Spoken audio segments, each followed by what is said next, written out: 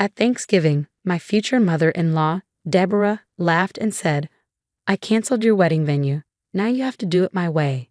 I thought she was joking until I called the venue. My fiancé Matt's reaction made her scream. I knew Deborah was controlling, but I never thought she'd go this far. It all happened last Thanksgiving at her house in Houston. Matt and I had been engaged for about 8 months, and we'd finally booked our dream wedding venue, a beautiful old estate outside Austin with rolling hills, big oak trees, and fairy lights. It was expensive, but we'd saved up for it, and it was our choice. Deborah, however, had other plans. From the moment we got engaged, she made it her mission to push her ideas on us. She wanted to pick the guest list, the food, and even my dress. At first, I thought she was just excited, but as we kept planning, I realized she didn't want to help, she wanted to take over. The final straw came during Thanksgiving dinner. We were eating turkey and mashed potatoes when Deborah leaned back in her chair, swirling her wine like a movie villain. Then she laughed, a smug, knowing laugh that made me nervous. "I hope you didn't get too attached to that wedding venue," she said with a smirk. "Because I canceled it. Now you have to do it my way." The room went silent. I stared at her, trying to understand what she just said. Canceled? She had to be joking. This was our wedding, our money, our plans. Matt, sitting next to me, froze, his jaw tight. "You're joking, right?" I finally asked. Deborah just smiled and sipped her wine. "Oh, honey, it was for the best. That place was too expensive. I found a nice church instead, more traditional. And the reception, we'll have it at my friend's country club. It'll be perfect. Trust me." I didn't trust her at all. Shaking, I texted the venue manager under the table. "Hi, this is my name. Can you confirm our wedding reservation for date?" A minute later, I got a reply. "I'm sorry, but your reservation was canceled last week by Deborah last name. She said she was your wedding planner. We've already booked the date for another couple." My stomach dropped. She really did it. I looked at her furious. "How dare you?" Deborah just shrugged. "I did you a favor. You'll see. It's for the best." Matt stood up so fast his chair screeched. "Mom, what's wrong with you?" Her smug look faded. She didn't expect him to be angry. "Don't be dramatic, Matthew," she said, rolling her eyes. "You'll thank me later." Matt laughed, a bitter laugh, like he was trying not to lose it. Then he pulled out his phone. Deborah watched him, looking nervous. "What are you doing?" she asked. He didn't answer. Instead, he called his Uncle Jack. "Hey, Uncle Jack," he said. "Happy Thanksgiving. Listen, I need a favor. Here's the thing. Uncle Jack is a powerful lawyer, the kind who scares people like Deborah." Deborah's eyes widened.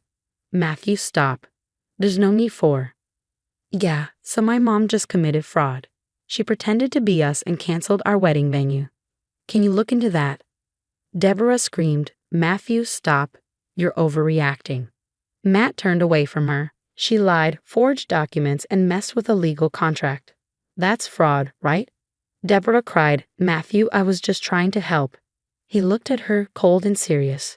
"You didn't help. You ruined everything. Now you're going to fix it." Her face turned pale.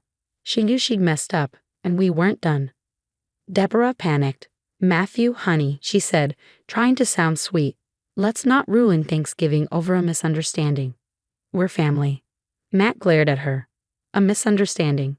You canceled our venue, pretended to be us, and now we have no place to get married." Deborah pressed her lips together. "I just thought you'd see reason. That place was too expensive. I found something better." I snapped. "No, Deborah. This is about what you want, not us. You couldn't stand us making our own choices, so you took them away." She opened her mouth but couldn't say anything. She knew I was right. Matt wasn't finished. "Fix this, now." Deborah's face turned red. "Matthew, be reasonable. The new venue is already set." "I don't care," he said. "You're going to call them, tell them you lied, and if our venue is booked, you're paying for a new one. One we choose." Deborah clenched her fists. "And if I don't?" Matt didn't hesitate. "Then you're not invited to the wedding. And if you keep pushing, we're cutting you out of our lives." The table went silent. Even Deborah's husband, George, looked worried. "Now, son, let's not go that far," he said. Matt cut him off. "No, Dad, this isn't just about the venue. This is years of her controlling us. If she thinks she can get away with this, she's wrong. Deborah looked shocked. Her own son was standing up to her. Her face shifted from anger to fear. Matthew, she said quietly, I only wanted what's best for you. No, he said, you wanted what's best for you. The room was silent. For the first time, Deborah was facing real consequences, and she didn't like it. Then, just when I thought she might give in, she smirked.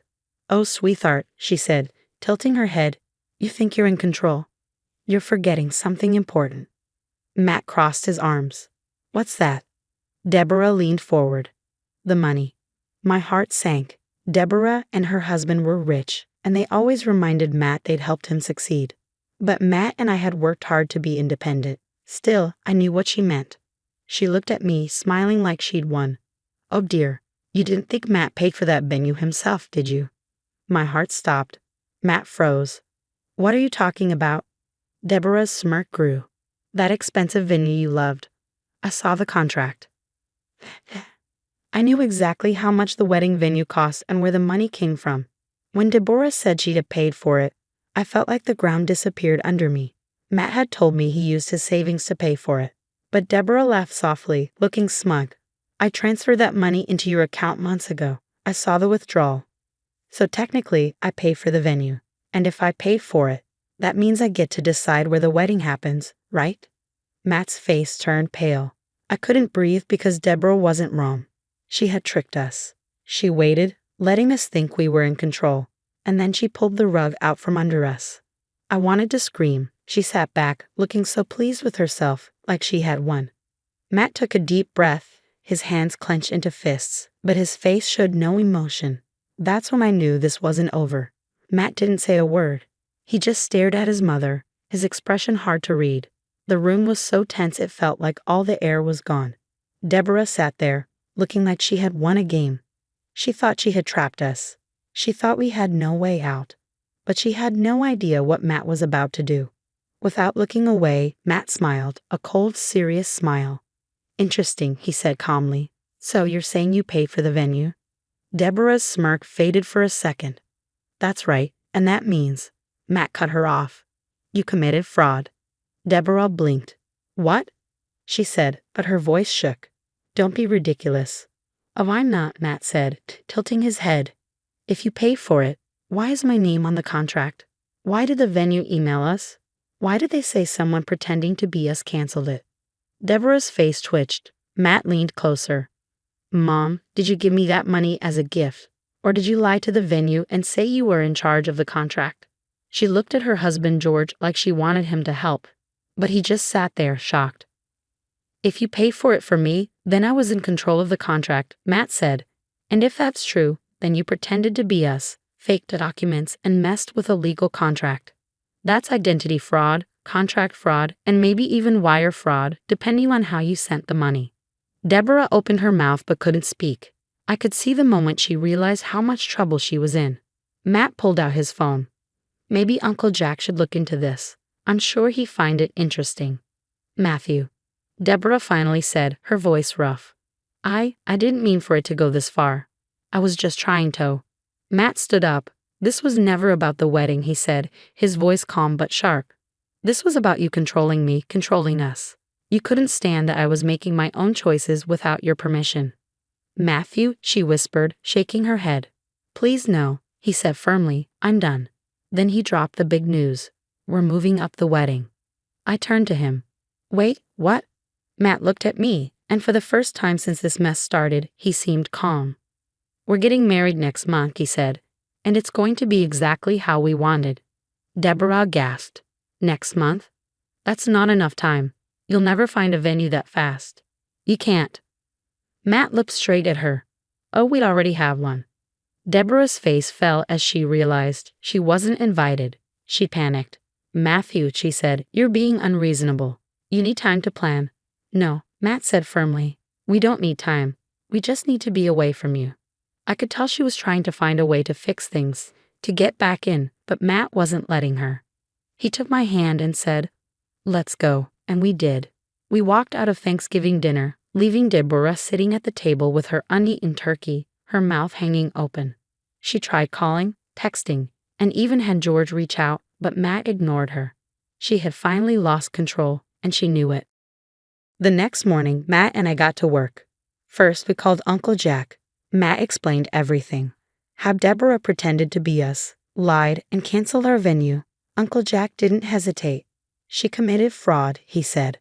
Do you want to press charges? Matt paused and looked at me. I could tell he was thinking about it. No, he finally said. Not yet. I understood. He didn't want to take his mom to court unless he had to. But we weren't letting it go. Uncle Jack told us to send her a formal letter explaining what she did and warning her that if she ever interfered again, we'd take legal action. Just like that, Deborah lost her power. Now that we cut her off, we moved fast. With Uncle Jack's help, we found a new venue in just a few days, a small private vineyard in the Texas Hill Country. It was perfect for us, and it was available next month. We invited everyone except Deborah. She found out anyway, probably through family or social media. When she realized she wasn't invited, she lost it. She left voicemails, some begging, some yelling. She tried showing up at Matt's office, but security turned her away. She even had George call and beg, but Matt didn't budge. If she shows up, I'll have her removed, he told George. This is non-negotiable. George sighed. She's never going to forgive you for this. Matt just laughed. Good. Our wedding day was perfect. The vineyard was beautiful, the food was great, and the atmosphere was just right. Best of all, Deborah wasn't there.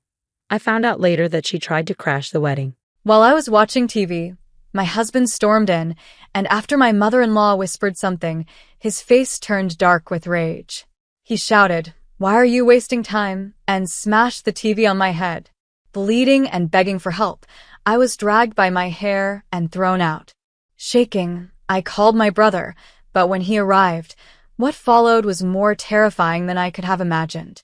My name is Harper Collins, and what I'm about to share is a story I never thought I'd live to tell. It's a story of love, betrayal, and ultimately, finding my strength in the midst of unimaginable pain. If someone had told me 3 years ago that I'd be sitting here recounting this, I wouldn't have believed them. But life has a way of surprising us, doesn't it? It all started when I met Jonathan Carter.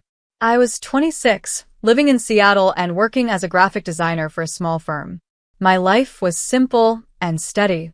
Then Jonathan came into my world, a 30-year-old banker with the kind of charm that could light up a room. He was polite, well-spoken, and made me feel like the most important person in his life. Our romance was a whirlwind. Dinners at fancy restaurants, walks along the waterfront, and hours spent talking about our dreams. He seemed perfect, and when he proposed 6 months later, I said yes without hesitation. My friends called us the perfect couple, and I believed it. But as I've learned, perfection is often an illusion. After our wedding, we moved into a beautiful house in one of Seattle's quieter neighborhoods. At first, it felt like a dream come true. I threw myself into making our house a home, cooking Jonathan's favorite meals and making sure everything was just right. He worked long hours at the bank, and though I missed him during the day, I convinced myself it was all part of building our future together.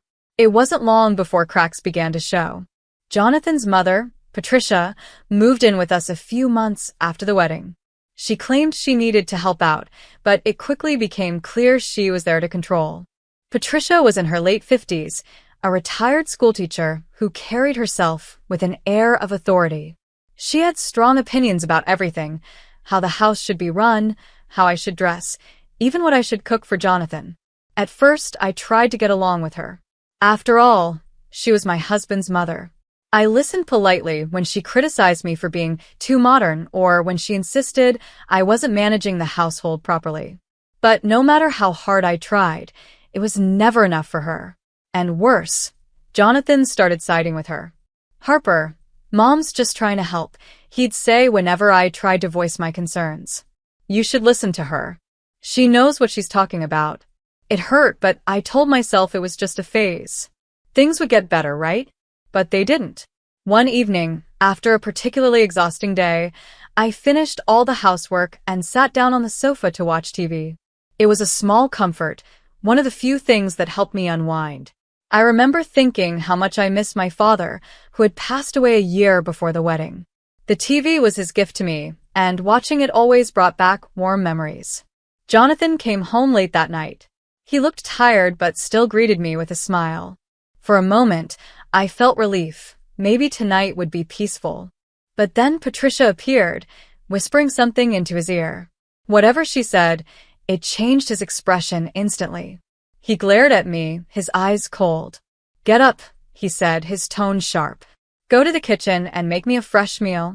I blinked in surprise. "The dinner's already ready, Jonathan. I kept it warm for you." "I don't want that," he snapped. "I want something fresh. Now." I hesitated. I was tired, and I couldn't understand why he was being so unreasonable. "Jonathan, I've been on my feet all day. Can't you just—" Before I could finish, he exploded. "How dare you talk back to me?" He strode across the room, and before I could move, he grabbed the TV, my father's TV, and lifted it above his head. I didn't have time to react. He hurled it down, and the corner of it smashed into the side of my head. Pain erupted, and I crumpled to the floor, blood trickling down my face. I was too shocked to cry. I just stared at him, my vision blurred, my heart pounding. "Maybe this will teach you to obey me," he growled. Patricia stood nearby, arms crossed, a smug expression on her face. "You don't deserve to live here if you can't respect us," she said, her voice dripping with disdain. I begged for help, my voice trembling. "Jonathan, please. I'm hurt." But neither of them cared. Patricia continued shouting at me, and Jonathan dragged me to the door. "Get out," he spat, shoving me into the cold night. I stood there, bleeding and shaking, unable to process what had just happened. With nowhere else to go, I called my brother, Daniel. As soon as he answered, I broke down. "Harper," he said, his voice sharp with concern. "What's wrong?" "Jonathan, I need help, Daniel. Please." "Where are you?" he asked, his voice firm. "I'm coming to get you right now." I gave him my location and waited in the darkness, my mind a swirl of fear and disbelief. What had my life become? How had I ended up here? When Daniel arrived, his face was a mix of anger and worry. He helped me into his car and drove straight to the hospital. "We're going to fix this," he said, gripping the steering wheel tightly. "I promise you, Harper. He's not going to get away with this." As the doctor tended to my wound, I felt a spark of something I hadn't felt in a long time. Hope. For the first time, I realized I didn't have to endure this anymore. But I also knew that this was just the beginning. Jonathan and Patricia had betrayed me in ways I couldn't ignore, and I was going to make sure they paid for it. Sitting in the hospital that night, I couldn't stop trembling. The pain in my head was sharp, but it was nothing compared to the ache in my chest. As the nurse cleaned my wound and applied stitches, Daniel sat by my side, fuming silently. I could see the anger radiating off him, but he held back his words, waiting until I was ready to talk. Once we got back to his apartment, he sat me down with a glass of water and said, "Harper, tell me everything. I need to know exactly what's been happening." I hesitated. Where could I even begin? But I knew I had to tell him. So, I started from the beginning, recounting every instance of Patricia's interference and Jonathan's growing coldness. I told him about how I tried to please them, how I hoped things would get better, and how it all escalated to that horrifying moment when Jonathan smashed the TV on my head. Daniel listened intently, his fists clenched, his jaw tight. By the time I finished, he was seething. "He's a monster," Daniel said, his voice low but full of rage. "And his mother is no better. Harper, you can't go back there. Ever." "I know," I whispered, tears streaming down my face. "But what can I do? They've made it clear I don't belong there. I don't even have my belongings." "Forget your things," Daniel said firmly. "What matters is your safety. We'll figure the rest out. But first, we're going to make sure they pay for what they've done to you." I nodded, feeling a mixture of fear and relief. For the first time in months, I felt like I wasn't alone. Daniel was my rock, and I knew he wouldn't let me face this on my own. Over the next few days, I stayed with Daniel, trying to recover both physically and emotionally. He helped me file for divorce, and while the process was daunting, it was also liberating. Cutting ties with Jonathan felt like regaining a part of myself that I'd lost. But I knew divorce wasn't enough. The anger and humiliation burned inside me, and I wanted justice. Jonathan and Patricia had destroyed my trust, my confidence, and my sense of safety. I couldn't let them get away with it. One evening, as I sat in Daniel's living room, I said, I want to do more than just leave him. I want to expose him for what he really is. Daniel looked at me, his eyes narrowing in thought. What do you mean? I mean, he's not the man he pretends to be, I said, my voice trembling but resolute. I've always had this feeling that he's hiding something. The way he's so secretive about his work, the late hours, the unexplained phone calls. It doesn't add up. Daniel nodded slowly. You might be onto something. If he's hiding something, we'll find it. Let's dig deeper. That's when we decided to hire a private investigator. Daniel found a man named Jack Lewis, a seasoned investigator with a reputation for getting results. When we met with Jack, I explained my suspicions about Jonathan's activities at the bank. Jack listened carefully, took detailed notes, and promised to start investigating immediately. The waiting was agonizing. Every day, I wondered what Jack would uncover. Part of me worried I was overreacting, that I was chasing ghosts. But another part of me, the part that had lived with Jonathan's lies and manipulation, knew there was something dark beneath the surface. Then, about 2 weeks later, Jack called. I've found something, he said. Can we meet in person? My heart pounded as Daniel and I drove to Jack's office. When we sat down, Jack laid out the evidence he'd gathered. The truth was worse than I could have imagined. Jonathan wasn't just a controlling husband. He was a criminal. He had been embezzling money from the bank, laundering it through fake accounts, and funneling it into offshore holdings. Jack showed us documents, account statements, and even surveillance photos. It was undeniable. I stared at the evidence, my mind reeling. I knew he was hiding something, I said softly. But this is huge, Daniel said, his voice filled with determination. We're taking this to the authorities. Jack nodded. You should. But be careful. People like Jonathan don't react well when they're cornered. I felt a chill run down my spine, but I knew Jack was right. Jonathan was dangerous, and this was no longer just about me. His actions had harmed others, and I couldn't let him continue. The next day, Daniel and I went to the police with Jack's evidence. Detective Rebecca Hayes, the officer assigned to the case, listened carefully as we laid everything out. This is solid, she said, flipping through the files. We'll start an investigation immediately. Leaving the station, I felt a mix of emotions, fear, relief, and a strange sense of power. For so long, I had felt helpless, trapped in a nightmare I couldn't escape. But now, I was fighting back. And for the first time in a long time, I believed I might actually win. Little did I know the battle was only just beginning.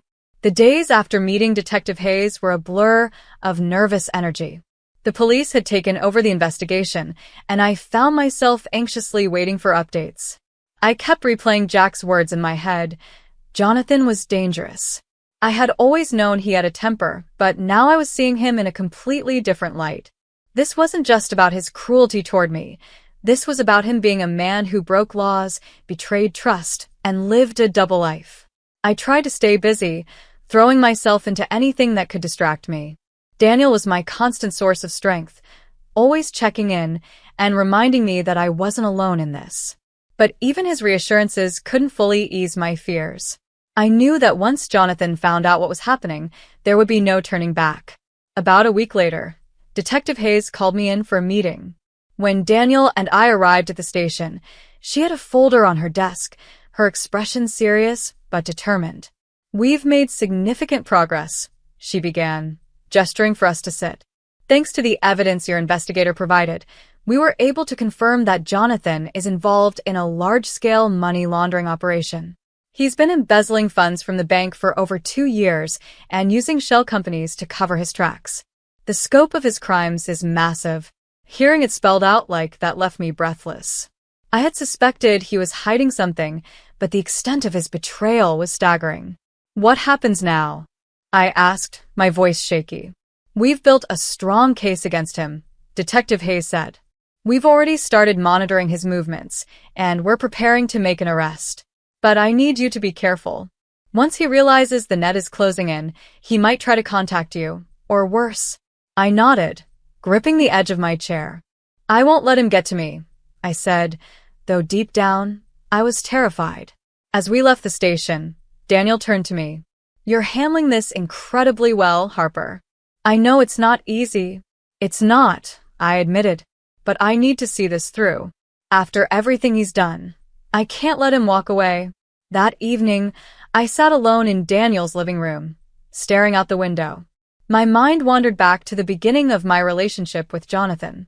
How could the man who once held my hand and promised me a lifetime of happiness be the same man who smashed a TV over my head and embezzled millions? The betrayal cut deeper than I could have imagined, but it also fueled my resolve. He had taken enough from me. It was time for him to face the consequences. The next few days were tense. I couldn't stop imagining what would happen when Jonathan was arrested. Would he lash out? Would he deny everything? Part of me dreaded the confrontation, but another part, one I barely recognized, wanted to see him brought down. Finally, the call came. Detective Hayes informed us that Jonathan had been taken into custody earlier that morning. "He didn't resist," she said, her tone calm but firm. "But he's claiming innocence. He's saying it's all a misunderstanding." "Of course he is," I said bitterly. "That's what he's always done. Pretend to be the victim." Despite his denial, I felt a weight lift off my shoulders. Knowing he was behind bars, even temporarily, gave me a sense of safety I hadn't felt in months. But I knew this was far from over.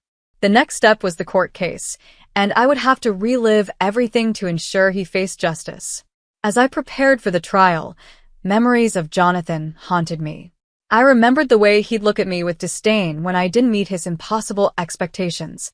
I remembered the nights I cried myself to sleep, wondering why I wasn't enough for him. And I remembered the moment he threw me out, bleeding and broken, as if I were nothing. But those memories didn't break me. If anything, they made me stronger. I channeled my pain into determination, knowing I had to stand up not just for myself, but for anyone who had ever been made to feel powerless. The day of the trial arrived quickly. The courtroom was intimidating, with its high ceilings and rows of wooden benches. I sat with Daniel, clutching his hand for support as Jonathan was brought in. He looked calm, almost smug, as if he believed he could talk his way out of this. But as the prosecution presented the evidence, the documents, the surveillance photos, the testimony from the investigator, I saw his confidence falter. When it was my turn to testify, I walked to the stand with shaky legs but a steady heart. I recounted everything, the abuse, the lies, the night he hit me with the TV. My voice wavered at times, but I didn't stop. I refused to let him silence me again. Jonathan's defense tried to paint me as a bitter ex-wife seeking revenge, but the evidence against him was overwhelming.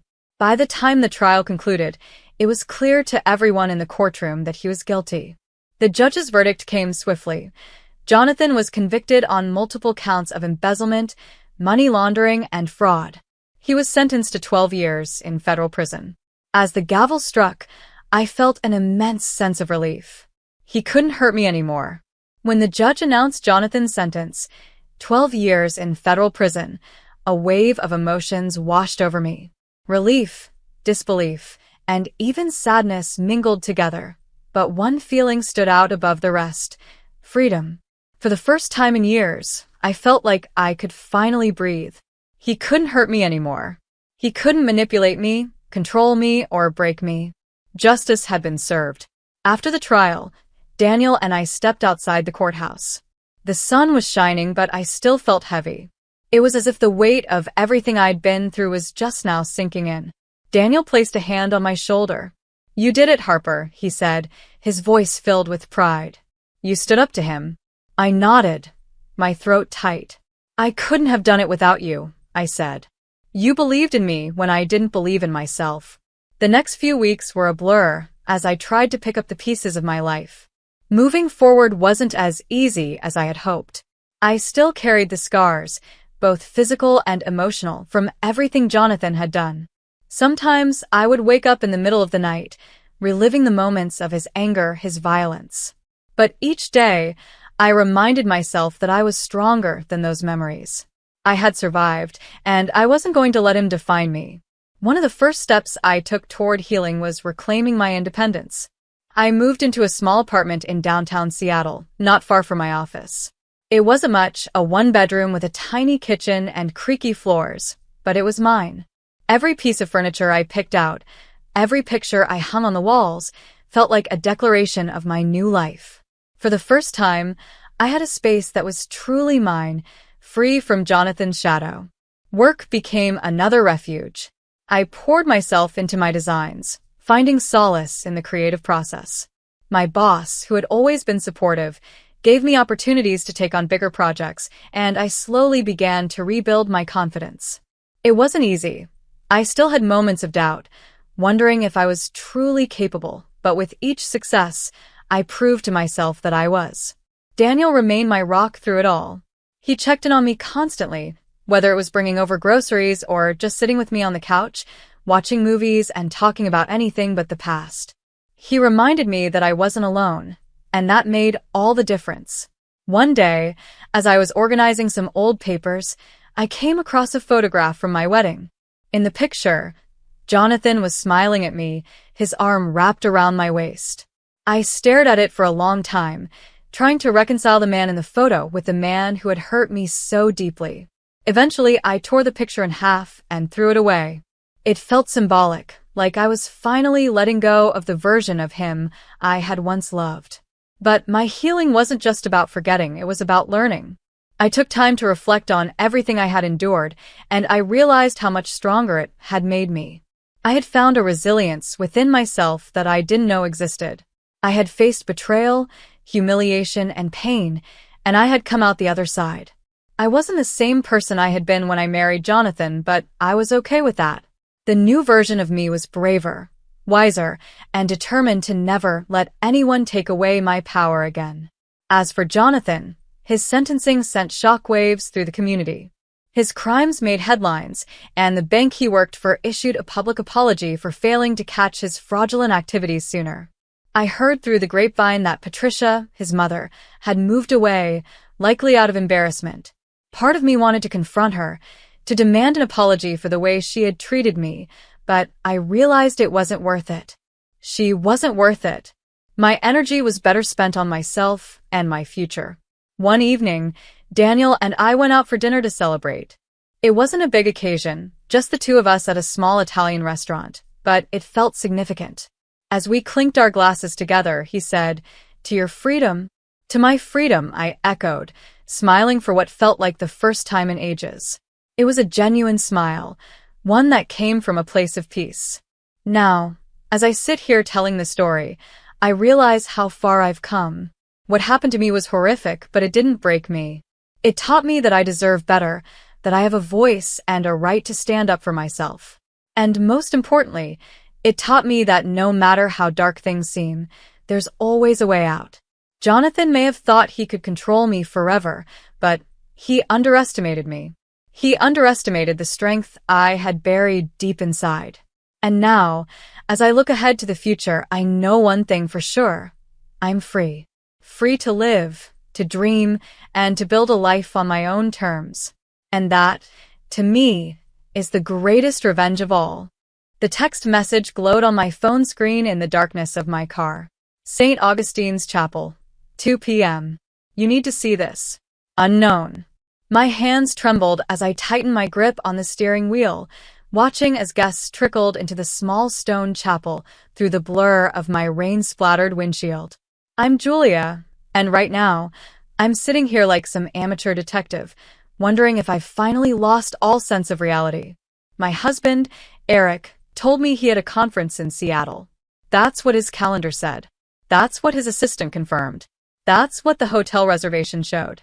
And yet here I am, parked across from a chapel in Austin, because some anonymous text has upended everything I thought I knew. This is insane, I whispered, but my hand was already reaching for my sunglasses. The bells began to toll mournfully as I stepped out of the car. My heels clicked against the damp pavement, each step carrying me closer to a truth I wasn't sure I could handle. I slipped in through the chapel's side entrance, my back pressed against the cold stone wall. The scent of incense and old wood surrounded me, bringing back memories I didn't ask for. 7 years ago, I stood in a similar place hand in hand with Eric, promising forever.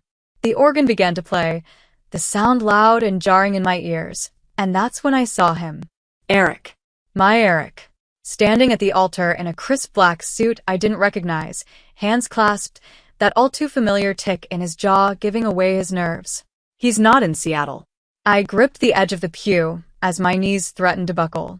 My breath caught when she appeared, the bride, walking slowly down the aisle, her dark hair flowing, her familiar silhouette unmistakable.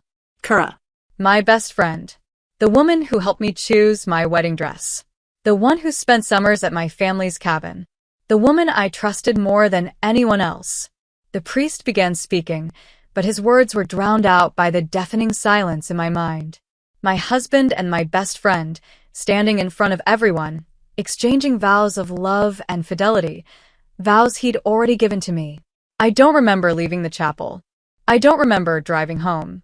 What I do remember is sitting in my pristine kitchen, the one Eric insisted on remodeling last year, watching the sun dip below the horizon through windows that now felt like bars on a cage. My phone buzzed. Eric. Conference running late. Don't wait up. The audacity of his lie nearly made me laugh. Instead, I poured myself a glass of the whiskey he kept for special occasions. It burned going down, grounding me in something real when everything else felt like an illusion. My phone buzzed again. Unknown, now you know. What will you do about it? I stared at the screen, their question echoing in my mind. What will I do? I laughed, the sound sharp and foreign, slicing through the quiet. I opened my laptop, my fingers moving with purpose. Dear Aunt Meredith, I hope this email finds you well. I've been thinking maybe it's time to organize that family reunion you've always wanted. Because betrayal isn't just about the act.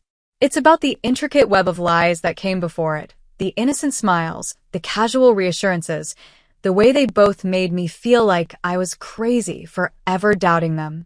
Eric has always been a smooth talker. So has Kara. But they forgot one thing. I'm just as good at their game. I took another sip of whiskey, the bitterness matching the anger in my chest. Let them have their moment. Let them think they've won. Because I've got time. And I have something they don't. I have their trust. The photo album felt heavy on my lap, each page a reminder of memories that now felt like lies. There we were, the three of us at 16, Eric, Kara, and me, sprawled across the grass at my uncle's cabin. Eric's arm was thrown around both of us, as we laughed at some forgotten joke. Dinner's here. Eric called from downstairs, his voice echoing through the house like a ghost. His footsteps thudded up the stairs, each one grating against my nerves. 3 days. 3 days since his wedding to Kara, and he's been acting like nothing happened. Like I don't know.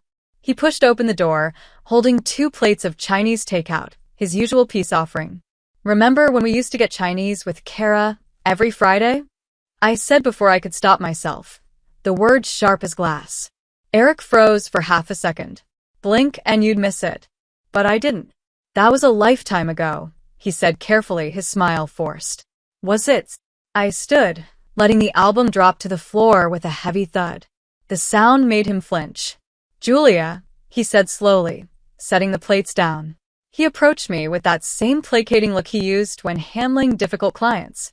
Have you been drinking? I laughed, the sound cold and sharp, my mother's laugh after my father left. Is that your move? Gaslight me into thinking I'm crazy. His expression flickered. I'm worried about you. When did it start? The question burned my throat. Before our wedding? After? Tell me, Eric. Was I the cover story or the backup plan?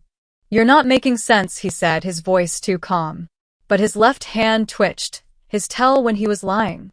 7 years together, and I knew every one of his habits. Funny how the cracks shine brighter when you start looking for them. I was at St. Augustine's on Tuesday, I said, my voice level. Nice suit, by the way. Better than the one you wore for our wedding. The mask slipped for just a moment, his eyes going cold and calculating. This was the real Eric, the one I had refused to see. "It's not what you think," he said, his voice low. "Don't." I cut him off, my voice firm. "Don't insult me with excuses. I watched you marry my best friend, Eric, while I sat in this house being your perfect, oblivious wife. What should I think?" Ak runs a hand through his hair, a tell I've cataloged after years of marriage. "It's complicated, Julia. There are things you don't understand." "Like what?" I snap, my voice cutting through the room. "The joint accounts you opened? The property you bought? Or maybe the fact that your father knew the whole time. That stops him cold. How did you?" I let out a humorless laugh and moved to the dresser, pulling out the stack of papers I've spent the last 3 days gathering. "I'm not the fool you think I am, Jack. You should really use better passwords than our anniversary date. Though I guess that doesn't mean much now. Julia, please." He takes a step forward, reaching for the documents. I hold them back, my grip iron tight. "Work this out. Like you explained your business trip to San Francisco?" I spit, slapping the bank statements, property deeds, and emails onto the bed like a deck of poison cards. "Or should we talk about the trust fund Hazel set up for you and Lily's future children?" His face goes pale. "You had no right," he growls, his voice shaking with fury. "I had every right." The scream tears out of me, raw and primal. "I'm your wife, Jack. I was her friend. We grew up together, all 3 of us. And you," my voice breaks, my breath coming in harsh, uneven gasps. He stares at me like he's never seen me before. Maybe he hasn't. Maybe I've never seen myself either. "Get out," I say, my voice steady now, hard as steel. "This is my house, too." "Not anymore." I pull out one final piece of paper, a power of attorney he signed last year when he was too busy to handle our estate planning. "You really should read what you signed, Jack." I step back, refusing to look away. "Now leave, before I call Sam and have him escort you out." He doesn't leave because he's afraid. He leaves because he knows this is just the beginning. Jack knows me well enough for that. I pick up the old photo album from the floor, flipping through pages I no longer trust. There we are at 17, sprawled across my aunt's porch, grinning like idiots. Jack's arm draped casually over Lily and me. 3 friends who swore on everything that we'd never betray each other. Perfect liars. The cafe feels smaller now, though maybe it's the weight of what I'm about to do. Or maybe it's that everything from my past feels insignificant now, shrinking with every betrayal I uncover. Lily slides into the chair across from me, still wearing a wedding band that matches mine. The sight makes my coffee taste like acid. "I didn't think you'd come," she says, her fingers tracing the rim of her untouched latte. "Funny," I say softly. "I didn't think you'd marry my husband." She flinches. "Julia, did you know about the trust fund?"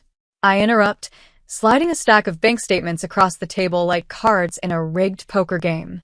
"What trust fund?" she asks, blinking in genuine confusion as she scans the documents.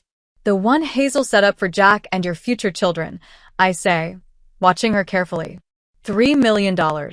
Guess I wasn't producing grandchildren fast enough. Her face goes pale. This can't be right." She pushes the papers away like they might burn her. "Jack said the marriage was formal. Just for the inheritance." I laugh, a hollow, jagged sound. "What exactly did he tell you, Lily? That he loved you? That I was cold? Obsessed with work?" "That's what he told his father about me last month." Her head snaps up, her eyes wide. "How do you know that?" "Because," I say calmly, pulling out my phone, "I've spent the last week learning how thoroughly Jack has been playing us both." "Do you want to hear the recording? Him discussing how your family's real estate connections helped seal his investments." "My family's?" Lily's voice trails off. "Hazel, her mother, owns one of the largest real estate firms in Austin. Jack knew that long before he ever asked me out." "Did you ever wonder why he chose us?" I ask softly. 2 best friends who swore they'd never betray each other. It was the perfect cover story. "Stop," Lily says, standing abruptly. Her chair scrapes against the tile. "You're trying to hurt me because I hurt you. I get it. I deserve it. But..." "Sit down," I say, my voice sharper now. She freezes, more from shock than obedience, then slowly lowers herself back into the chair. Remember that summer internship Jack arranged for you at Hazel's firm? The one that convinced your mother he was such a perfect guy. I slide another document toward her. Look at the date on the property transfer. Her hands shake as she reads. This is my mother's signature. But she would never sell that property for half its value. She didn't know she did. Check the witness signatures. Her face crumples as realization hits. This is my handwriting. You notarized it, Lily. I say gently, though the words are bitter in my mouth. While you were planning your wedding to him, Jack was using you to steal from your own family. She looks up at me, really looks at me for the first time. What are you going to do?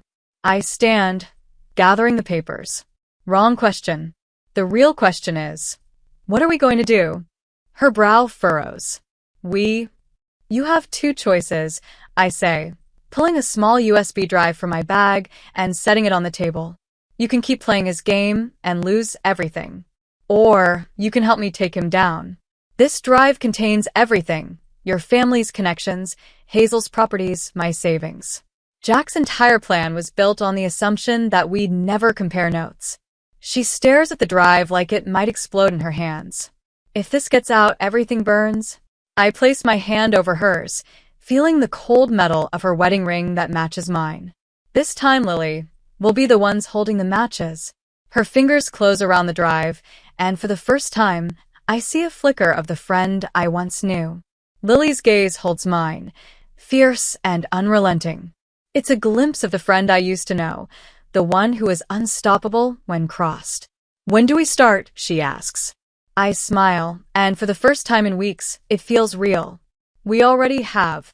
The dining table is covered in chaos, bank statements, deeds, emails, the artifacts of betrayal. 3 empty wine bottles sit on the counter, mocking me. Not my usual poison, but tonight isn't usual. My phone buzzes. Another message from Jack. Jack, please. Let's talk about this rationally.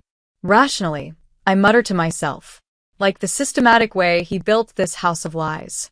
Like the calculated precision with which he played us both. Another buzz. This time, it's Lily. Lily, Hazel is asking questions. We need to move faster. I shut the phone off, but my hands tremble. The weight of what we're planning finally hits me. This isn't just about Jack anymore. This is about families, reputations, Lives. The doorbell rings. I freeze for a moment, then hear the familiar click of a key in the lock. Only one person besides Jack has that key. Jesus, Julia. Charlie's voice fills the room as he steps into the chaos. His eyes scan the papers spread across the table. When's the last time you slept? Did you know Jack's father killed himself? My voice is hoarse, but steady. Charlie freezes mid-step. What? 10 years ago, right after Jack graduated law school, I push a yellowed newspaper clipping across the table. Officially, it was a hunting accident. Unofficially, I shove another stack of bank records toward him. He discovered that Hazel and Jack were embezzling money. For years. Christ. Charlie sinks into a chair, his face pale. Does anyone else know? Just the person sending me anonymous tips. I tap the burner phone resting on the table. They sent me this today. I slide a scanned copy of a suicide note toward him. William tried to stop them. Charlie. He tried to expose them, and my voice cracks. Charlie reaches for my hand, but I pull away. I'm becoming them. The words taste like ash. All these plans for revenge. For justice. I'm turning into exactly what I hate. No, you're not, Charlie says firmly, leaning toward me. You're protecting people. Hazel's company, your future, Lily's. Am I? I pace the room, my chest tightening. Or am I so focused on destroying Jack that I don't care who gets caught in the crossfire? What about Jack's sister's kids? They'll lose their college fund when we expose Hazel's financial schemes. Or Hazel's employees. They'll lose their jobs. What about Alexander? He tried to do the right thing and died for it. I grab an empty wine bottle, clutching it in frustration. What does that make me? Charlie is quiet for a long time. Then, he gently takes the bottle from my hand. You want to know the difference between you and them? I look away, but he presses on. You're standing here at 3 in the morning, torturing yourself about the consequences of your actions. They're sleeping peacefully, counting their money and planning their next move. That doesn't make it right. No, it doesn't. Charlie starts organizing the papers, stacking them methodically. But it means you have a choice. You can expose everything dramatically at the reunion, like you planned. Or what? I ask warily. Or we do this the right way. Legally. Carefully. He holds up William's suicide note. We finish what his father started. But we protect the innocent first. The burner phone buzzes again. Another message from the unknown source.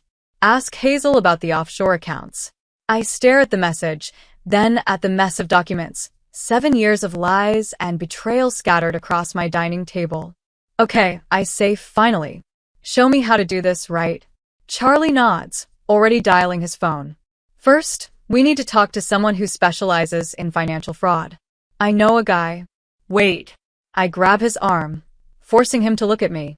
Before we do this, I need to know, are you helping me because I'm right? Or because I'm your sister's? His gaze holds mine. Both. And neither. I'm helping because someone needs to stop them. And you're strong enough to do it without becoming like them. I look at the empty bottles, the scattered evidence of my near descent into their world. Maybe Charlie's right. Maybe there is another way.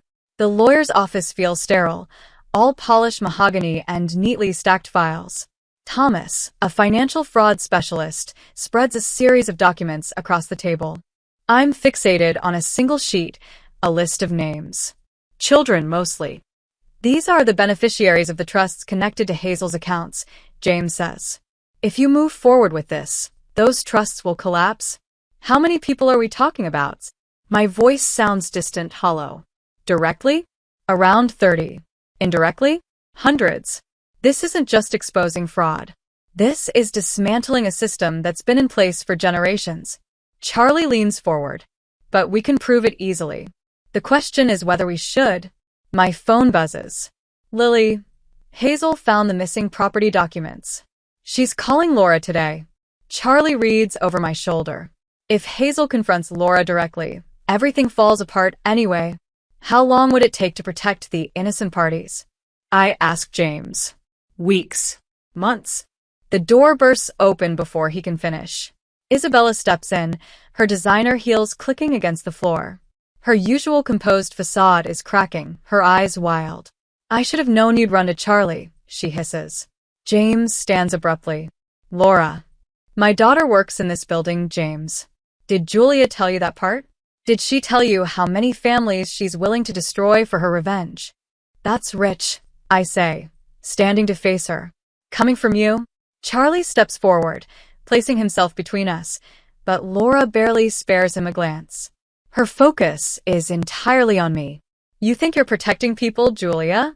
Her voice is cold, deliberate. William thought the same thing. Look where that got him. The room seems to shrink, the city noise outside fading into nothing. My knuckles whiten as I grip the back of a chair. What did you just say? Laura's smile is sharp enough to cut. Did your anonymous friend forget to tell you the full story? William didn't just discover what we were doing. He tried to stop it. He tried to fix things, set up protections for the beneficiaries, just like you're planning.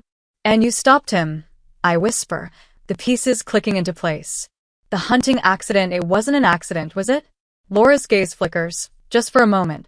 The point, Julia, she continues smoothly, stepping closer, is that some systems can't be dismantled without destroying everything they support. You're not just fighting Jack or me. You're fighting decades of carefully balanced arrangements. Arrangements built on lies and theft, I snap. Arrangements built on necessity, she counters coolly. Did Jack ever tell you why he married you? Your family's connections, 3 generations of judges and prosecutors. You are the perfect shield. My phone buzzes on the table, Hazel's name flashing on the screen. Take the call, Laura murmurs, her voice almost soft. Listen to Hazel. Hear what her daughter's been hiding. Watch another family shatter. Or, she pulls out an envelope from her coat and sets it on James's desk. We can discuss alternatives. Charlie's voice sharpens. Julia, don't. What alternatives? I ask, my voice even, though my heart pounds against my ribs. A clean break, Laura says, gesturing toward the envelope. A generous settlement. The innocent parties remain protected, and everyone walks away unscathed. Everyone except Justice, Charlie snaps. Laura laughs softly, her gaze locking onto mine. Ask yourself, Julia, do you want justice or do you want peace? My phone buzzes again. Emma's messages join Hazel's calls. The list of names stares up at me from James's desk. Children, families, futures that could be undone by a single choice. How long do I have to decide? I ask, the words tasting like surrender. Until Hazel finishes reading those documents, Laura replies. She moves to the door, pausing to deliver one final blow. Choose wisely, Julia. Unlike William, you still have a choice. The door clicks shut behind her, and the room feels both too large and suffocating. You can't seriously be considering this, Charlie says, his voice low but urgent.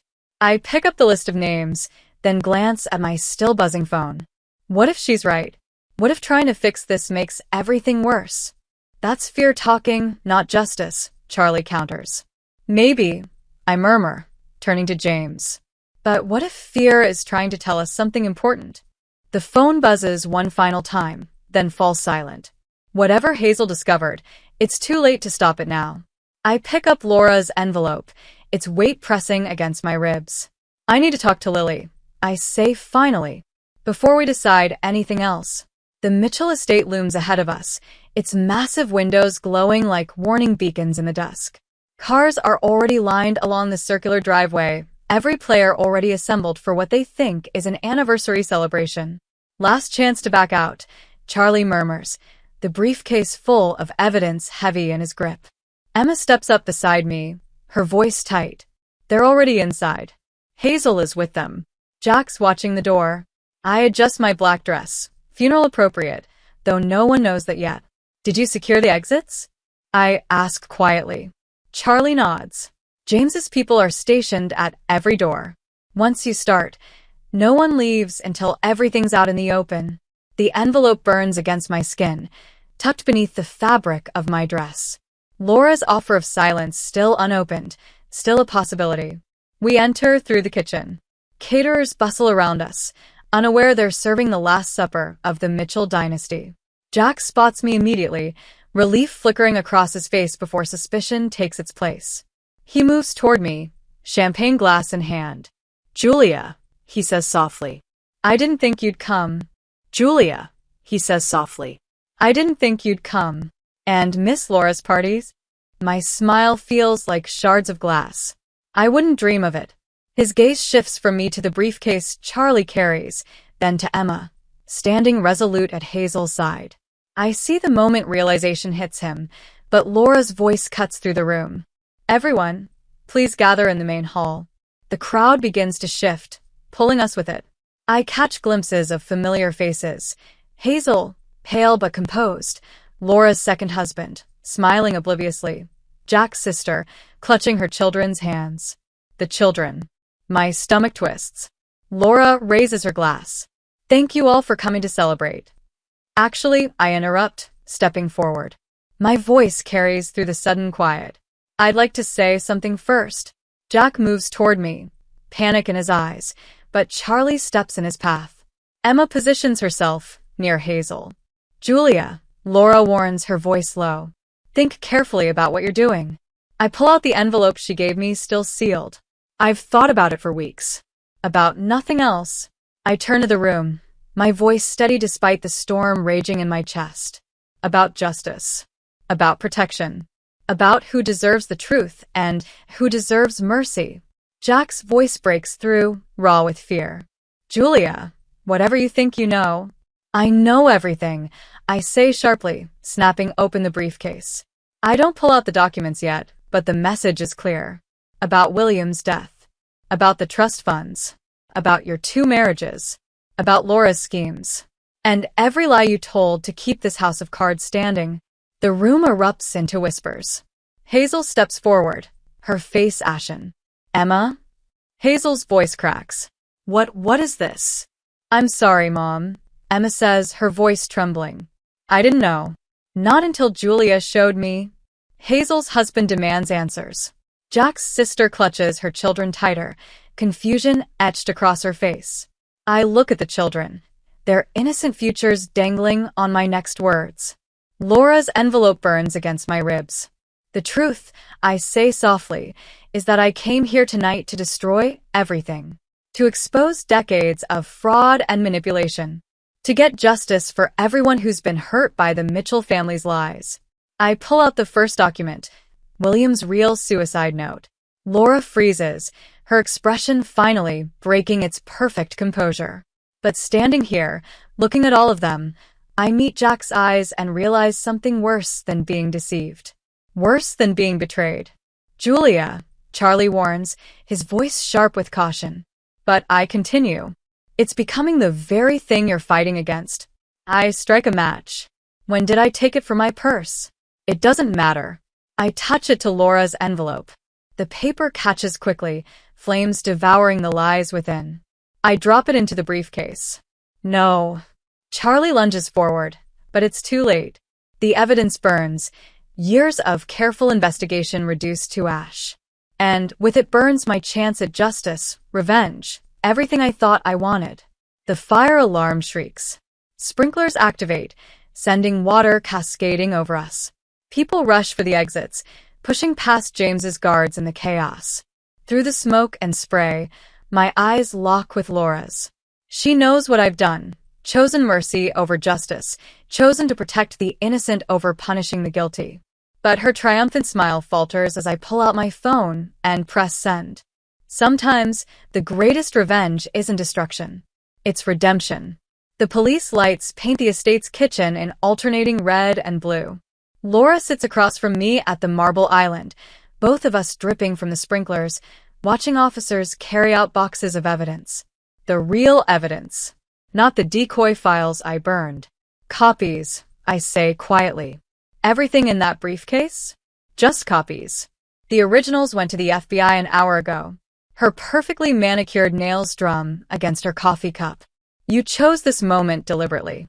The party, the family gathering. Like father, like daughter-in-law. I slide William's actual suicide note across the counter.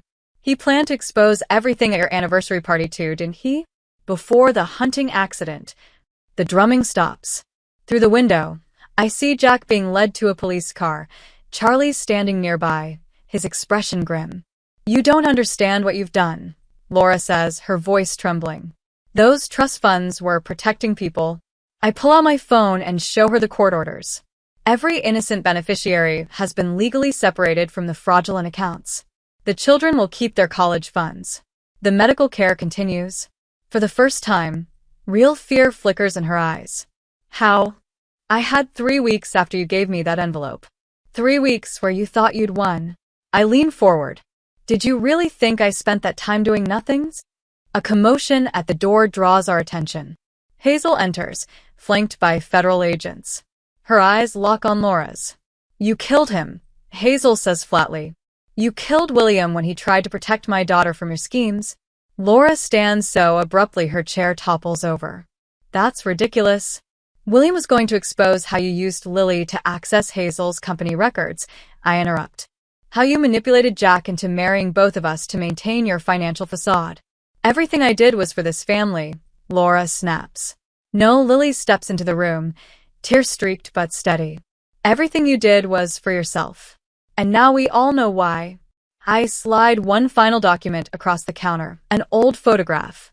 Laura goes utterly still. William wasn't just trying to expose the fraud, was he? I say, watching her face crumble. He discovered something else. Something about Jack's real father. About why you needed the Carter family's connections so desperately. Mom. Jack's voice drifts in from outside, muffled but urgent. Mom, what's happening? Laura lunges for the photograph, but Hazel is faster. Her gasp echoes in the suddenly silent kitchen. That's my father, Hazel whispers. With Laura. 37 years ago. She turns to me, her voice trembling. 9 months before Jack was born. The truth hangs between us like smoke, the weight of decades of manipulation crashing down in an instant. Laura's perfect image, meticulously crafted, shatters before our eyes. "You destroyed everything," Laura whispers. "Just like William tried to." "No, I stand, gathering the remaining documents. You destroyed everything the moment you chose lies over love. William tried to save us. All of us. And now, finally, he has." "What do you mean?" Laura's voice cracks. I pull out my phone one last time and show her the message chain. From a dead man's scheduled emails. Breadcrumbs he left for anyone brave enough to follow them. William knew he might not survive trying to expose you, so he made sure someone would. Laura's eyes widen as officers approach to escort her out. Through the window, I see Jack watching, his face pale as Hazel shows him the photograph. Understanding dawns in his expression, and with it, devastation. "Was it worth it?" Laura asks as they lead her away. "Burning everything down to save a dead man's honor?" I think of the children upstairs, their futures now secure. Of Lily and Hazel, finally free from manipulation. Of William, who died trying to protect us all. Some things, I say quietly, are worth burning for. The sun rises over the estate, painting the ruins of the Mitchell dynasty in gold. In the distance, sirens fade. Charlie stands beside me, his hand resting gently on my shoulder. "You okay?" he asks. I watch as Laura disappears into the back of a police car, her empire crumbling behind her. No, I admit honestly. But I will be. Because sometimes the truth doesn't set you free. Sometimes it just shows you who you really are. The last box from Jack's study sits unopened on my kitchen counter. Through the window, autumn leaves scatter across the yard where 3 kids once promised to be friends forever. My phone buzzes. A message from Lily. "Hazel wants to meet both of us." The trial ended yesterday. Laura and Jack, both guilty. The headlines called it justice. The society pages called it scandal. Neither captured the truth. I lift the lid on the box, expecting more evidence. Instead, I find an old video camera, the kind we used that summer before college, when everything still felt possible. The doorbell rings. Lily stands there, looking smaller somehow. More like the girl I used to know than the woman who helped unravel everything. "I found mine too," she says, holding up an identical camera. "In Mom's attic. We set them on the counter, relics of who we used to be." Neither of us reaches to turn them on. "Did you read Jack's statement?" she asks. "No, I pour us both coffee, a habit from before, when friendship was simple." "Did you?" Her laugh is brittle. "He said he loved us both." And for a moment, I actually believed it. I slide her cup across the counter, my voice steady. "That's Jack," I say. Living his own truth, even when it's a lie. The afternoon light catches the cameras on the counter, their lenses casting twin shadows on the wall. Emma brushes her fingers against one gently. "We should watch them," she murmurs. "Before Hazel arrives. Before we decide what happens next." I nod. We both know Hazel's meeting isn't just about reconciliation. It's about the future of her company, about trust and second chances, about whether some bridges can be rebuilt after they've burned to ash. I connect the first camera to my laptop.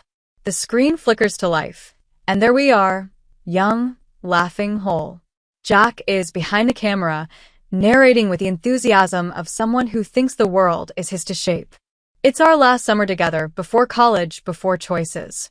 Before we learned how love and lies could wear the same face. "Stop," Emma says suddenly, her voice tight.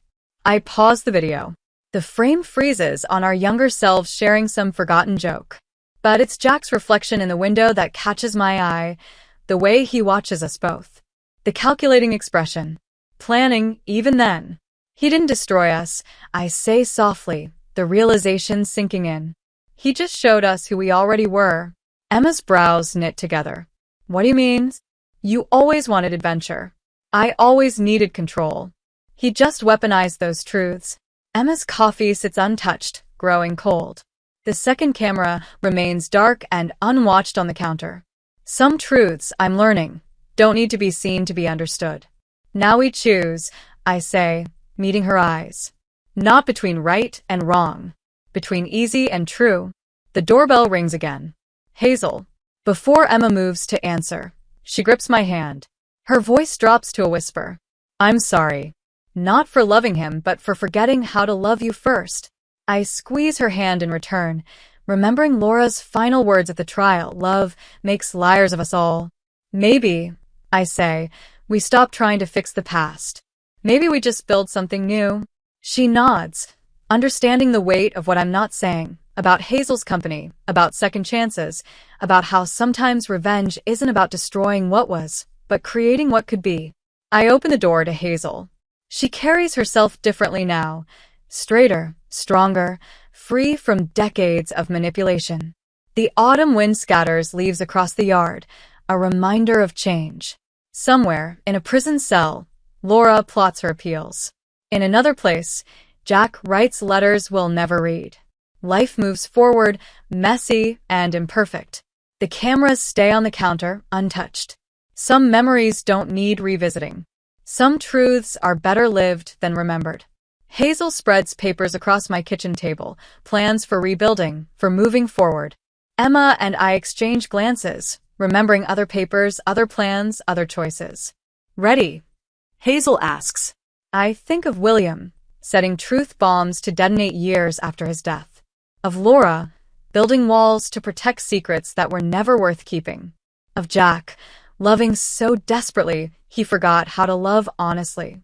Yes, I say and mean it, because sometimes the best revenge isn't about getting even. It's about getting free. I found someone new. I'm going to live with her, so I'm getting a divorce. You can go back to your parents' house. I don't understand why you're acting this way. I don't need you anymore. If you want, I can leave you with my parents to take care of. Whether you want to be a breadwinner or a housekeeper doesn't matter anymore.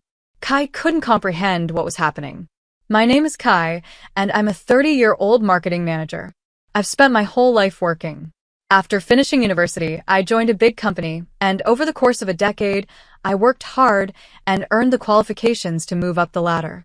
Now, I'm a department head at a young age. I'm fortunate to have a boss who always has valuable advice and a team of talented, driven subordinates. I was satisfied with my career, but my personal life, that was a different story.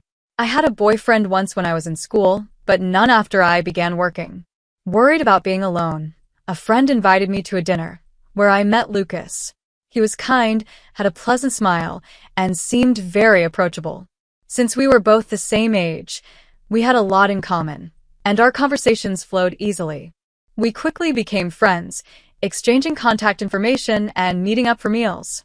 After some time, he confessed his feelings for me, and we started dating. Things went well, and eventually he proposed.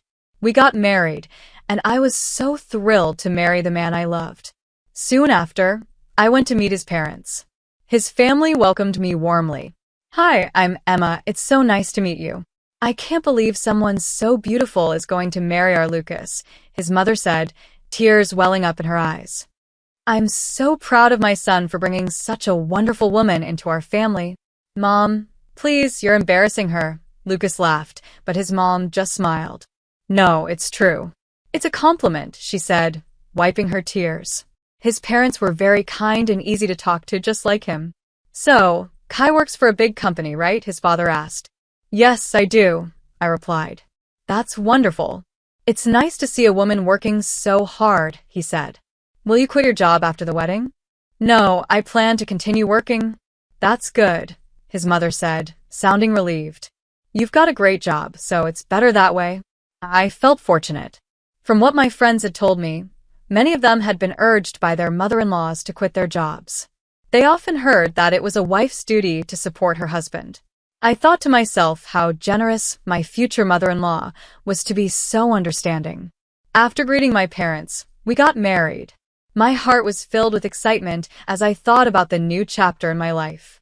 We moved into the house I was living in and started our married life together. I was so happy to be with Lucas, my husband, and I cherished every moment. It was a joy to spend time with him at home, whether it was when we both were home or when he came back after work. 6 months into our marriage, Lucas told me he wanted to discuss something important. If you don't mind, I'd like us to live with my parents. Live with them? What do you mean? I asked. They're getting older and I'm worried about them, he explained. I understand, I said. My parents are about the same age as yours and my brother and his wife live with them right now, so I get it. So, there's nothing for me to worry about, I thought. However, since Liam is an only child, it made sense for him to be concerned about his parents. Does this mean we'll be living with your parents? I asked. Yes, he replied. But their house doesn't have enough room for us at the moment. Every room is already in use for one reason or another. I guessed. Exactly, he said. I was thinking, what if we renovate their house to make it a two-family home? A two-family home? I repeated. Yes. It would be much cheaper than buying a new house. We could have a beautiful, spacious home and still maintain our privacy. I thought about it. The idea sounded appealing. His parents were kind people, and if the house were split into two sections, it wouldn't feel intrusive. That sounds good to me, I said. Really? Thank you. Mom and Dad will be thrilled, Liam said, his face lighting up. Later, his parents visited us and expressed their gratitude. Seeing how cheerful and kind they were, I felt reassured. I thought to myself, even if we live under one roof, this won't be so bad. Soon, Liam and I started discussing the remodeling plans. The estimated cost was around $115,000. While we were going over the details, Liam hesitated before saying, Actually, I need to ask you for a favor. What is it? I asked. Could you cover the entire cost of the renovation? I was taken aback. What? Why? Liam looked uncomfortable. The truth is, we're in debt. I stared at him in shock. Neither he nor his parents had ever mentioned this before, not while we were dating, nor after we got married. How much debt? I asked cautiously. About $170,000, he admitted. What? I exclaimed. I had assumed it might be a few $1,000s, but this amount left me speechless. It wasn't so bad at first, but it kept growing, he explained. My parents rely on their pension now, and I don't earn enough to make significant payments. The debt keeps piling up. I struggled to process the information. How could they keep this from me? Noelle, he said, using my name softly. I know this is a lot to ask, but could you help pay off the debt? My parents can't handle it anymore, and I want to take care of them. I also want to protect you. I love you, and my family equally. Please, if you love me, help me through this. I promise I'll pay you back, bit by bit. His words tugged at my heart. I knew Liam loved me, but I also felt trapped. My emotions clouded my judgment, and I agreed. Okay, I said reluctantly. Thank you so much, he said, shaking my hand in gratitude. He informed his parents, who later visited us to apologize and express their thanks. His mother even cried tears of joy, saying, We're so lucky to have you, Noelle. I decided to use $335,000 from my savings to cover part of the remodeling and the debt. For the remaining amount, I arranged to pay in installments. When we discussed the repayment process, Liam suggested something that surprised me. Why don't you transfer the money directly to the debt account? He asked. My parents aren't great with money management, and it'd be safer this way. His parents nodded in agreement, adding, It's better for everyone if the process is straightforward. Although it would be time-consuming for me to handle the transactions myself, I decided to manage it directly to ensure everything was handled properly. Once everything was settled and the money was transferred, my in-laws seemed relieved. Now we don't have to worry about those scary debt collectors anymore, Liam's father said. You should thank Noelle properly, Liam added, looking at them. I can't express how grateful we are, Noelle. Thank you so much, his mother said, her eyes filled with tears of gratitude. I'm so happy that someone like you is going to be my son's wife. I smiled, feeling pleased that they were so happy. But at the same time, I couldn't shake the discomfort that came from their words. It was as if they were seeing me as nothing more than a solution to their financial problems. Still, I loved Liam and I wanted to support his family. With that in mind, I began making the payments and we continued remodeling the house, turning it into a two-family home. It was a beautiful and spacious house, and my in-laws were very happy. Liam's eyes lit up when he saw the new house. I, too, enjoyed the new kitchen and loved cooking in it. It felt good to have the remodeling completed. The house was more convenient, and the shorter commute allowed me to have more free time, which I decided to use wisely by studying in my spare moments. I spent the following year working hard to pay off the debt. However, there was one thing that bothered me deeply. Liam had not contributed a single cent toward the debt repayment. When I first heard about the debt, Liam had promised that he would help. Yet, there was no sign of him paying anything from his salary. Every time I asked about it, he insisted that his salary was not enough to make a difference.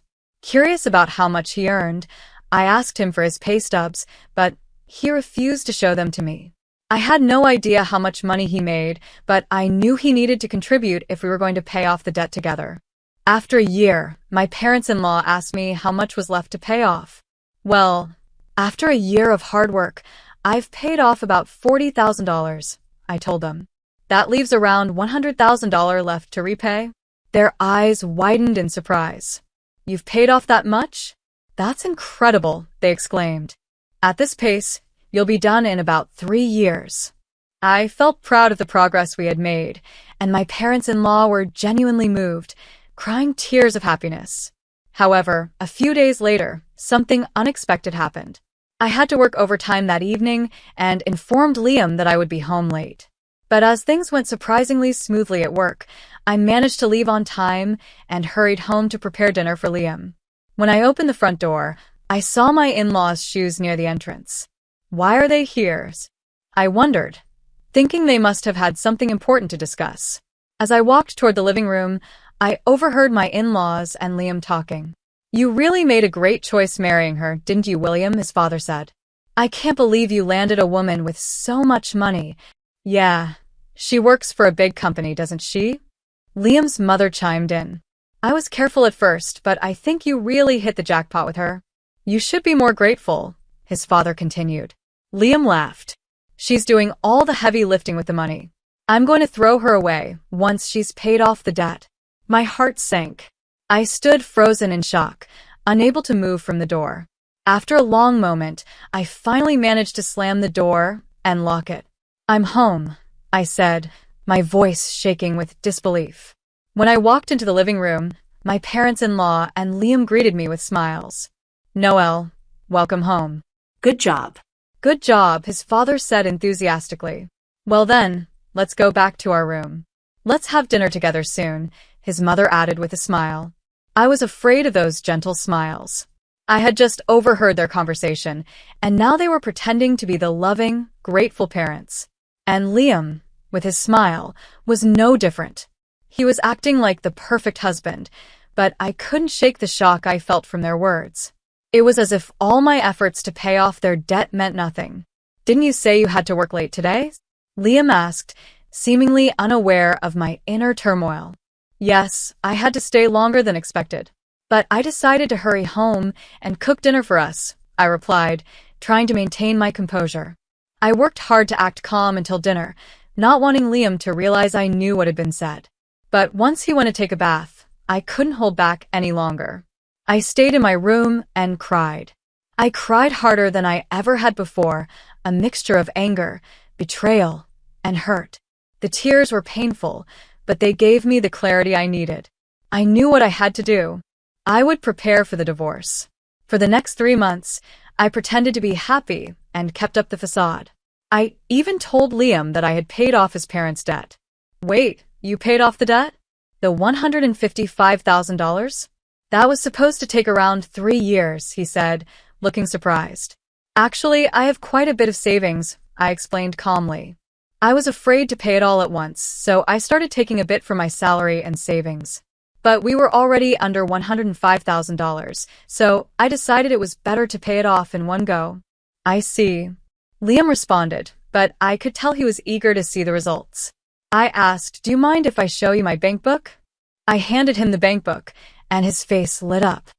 Wow, Noel, you really did it. $95,000 paid in full, he said, barely containing his excitement. I know, right?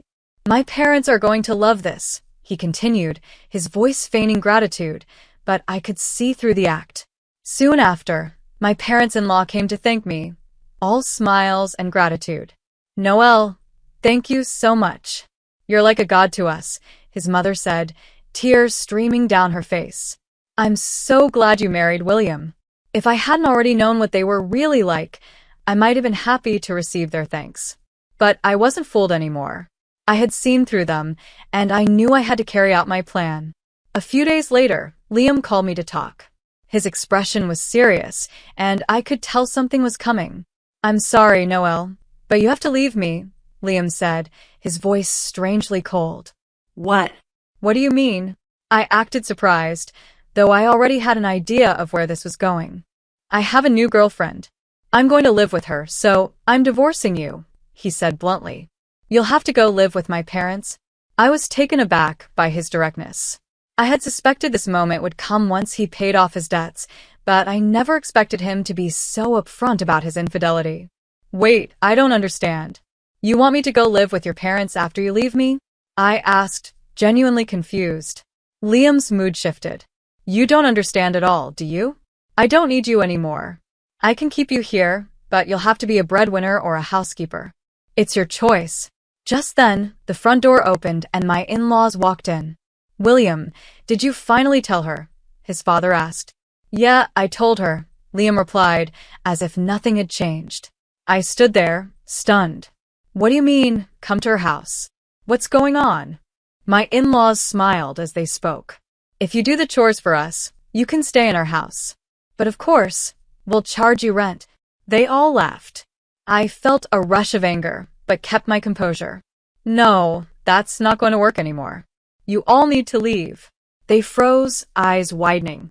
What do you mean? My mother-in-law asked, her voice suddenly faltering. Don't you remember? I paid for the renovations. I changed the name of the house to mine, I said, my voice steady. That means I have the rights to this house.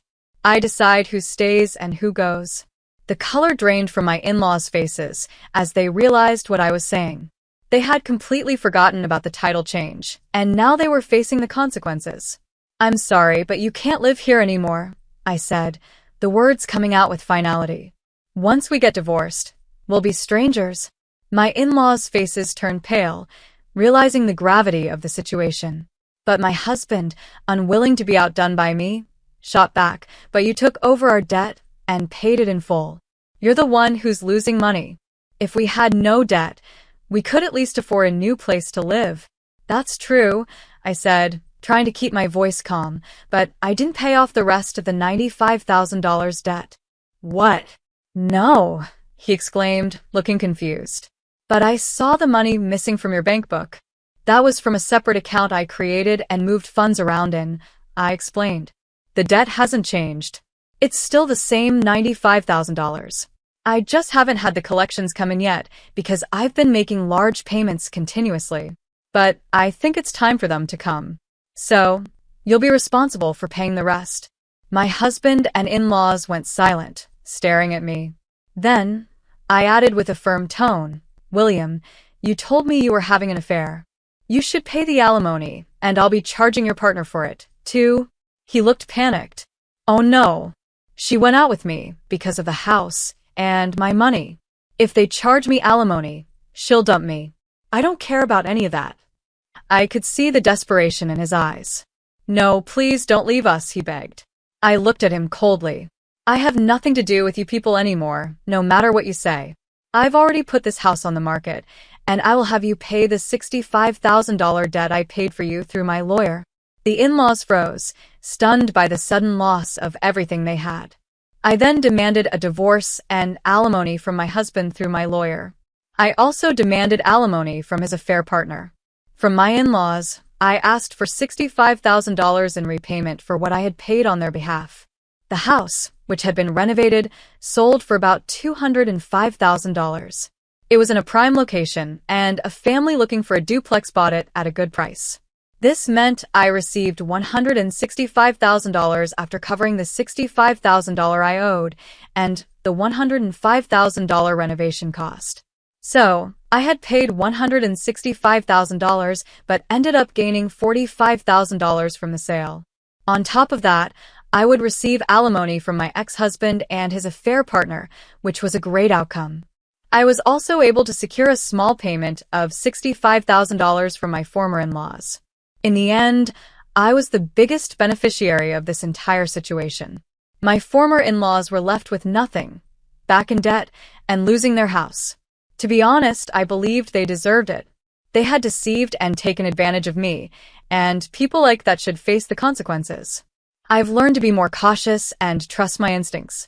Looking back on this experience, I realized that I need to develop a sharper eye for people moving forward. I will continue saving and investing so I can live a comfortable, luxurious life in my old age. And most importantly, I want to create many happy memories with people I can truly trust. When I exposed my husband's $50 million illegal offshore accounts, my cruel mother-in-law locked me in the basement and set the house on fire. They both laughed, thinking they had ended my life. But I survived, and the very next day, I returned with a shocking revenge they never saw coming. I never imagined my life would take such a dark and twisted turn. If you had seen me just a few months ago, you might have envied me. My name is Maya Reed, and I was married to Ethan Price, a man who seemed to have it all: ambition, charm, and success. At 28, I was living the dream, or so I thought. As an investigative journalist, I had built my career exposing lies and corruption. But I never thought I'd find those same things lurking in my own home. When I married Ethan 2 years ago, he was everything I could have asked for: supportive, caring, and endlessly driven. But there was always a shadow looming in the background: his mother, Catherine Price. She was a force to be reckoned with. At 50, Catherine was a former lawyer turned socialite, known for her sharp tongue and even sharper mind. She had a way of making me feel small, like I wasn't good enough for her son. Ethan always brushed it off, telling me she was just overprotective. I tried to believe him, but deep down, I knew Catherine didn't like me. Our marriage started to change when Ethan's business began booming. He was involved in real estate development, and his deals were growing bigger and more complex. At first, I was proud of him. But as time went on, I noticed he was becoming secretive. He would take calls late at night and lock himself in his office for hours. I chalked it up to the pressures of work, but a nagging feeling told me something wasn't right. That feeling only grew stronger when I stumbled upon some financial documents in Ethan's study. Normally, I wouldn't snoop, but these papers were left out in plain sight. They detailed a series of offshore accounts worth $50 million. At first, I didn't know what to make of it. Why would Ethan have money hidden in accounts I'd never heard of? The more I dug, the more suspicious I became. These accounts weren't just secret.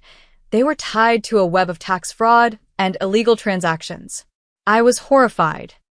I confronted Ethan the moment he got home that night. "What is this, Ethan?" I asked, holding up the papers. He froze, his face pale as he stared at the documents. "Maya, I can explain," he stammered. But his explanation was weak. He claimed Catherine had pressured him into setting up the accounts and that he'd been trying to get out of the situation. "I didn't want this, Maya. I swear." "But you don't understand what she's capable of," he said, his voice trembling. I wanted to believe him, I really did. But something about his story didn't add up. Ethan wasn't a victim. He was an active participant in whatever this was. "Ethan, I'm a journalist. Do you think I'm just going to look the other way?" I said, my voice firm. "You need to come clean or I will." That conversation was the beginning of the end for us. I could see the panic in his eyes, the fear of losing everything he'd worked for. But it wasn't just his career on the line. It was his loyalty to his mother. Catherine had always been the puppet master in Ethan's life, and now I was threatening to cut the strings.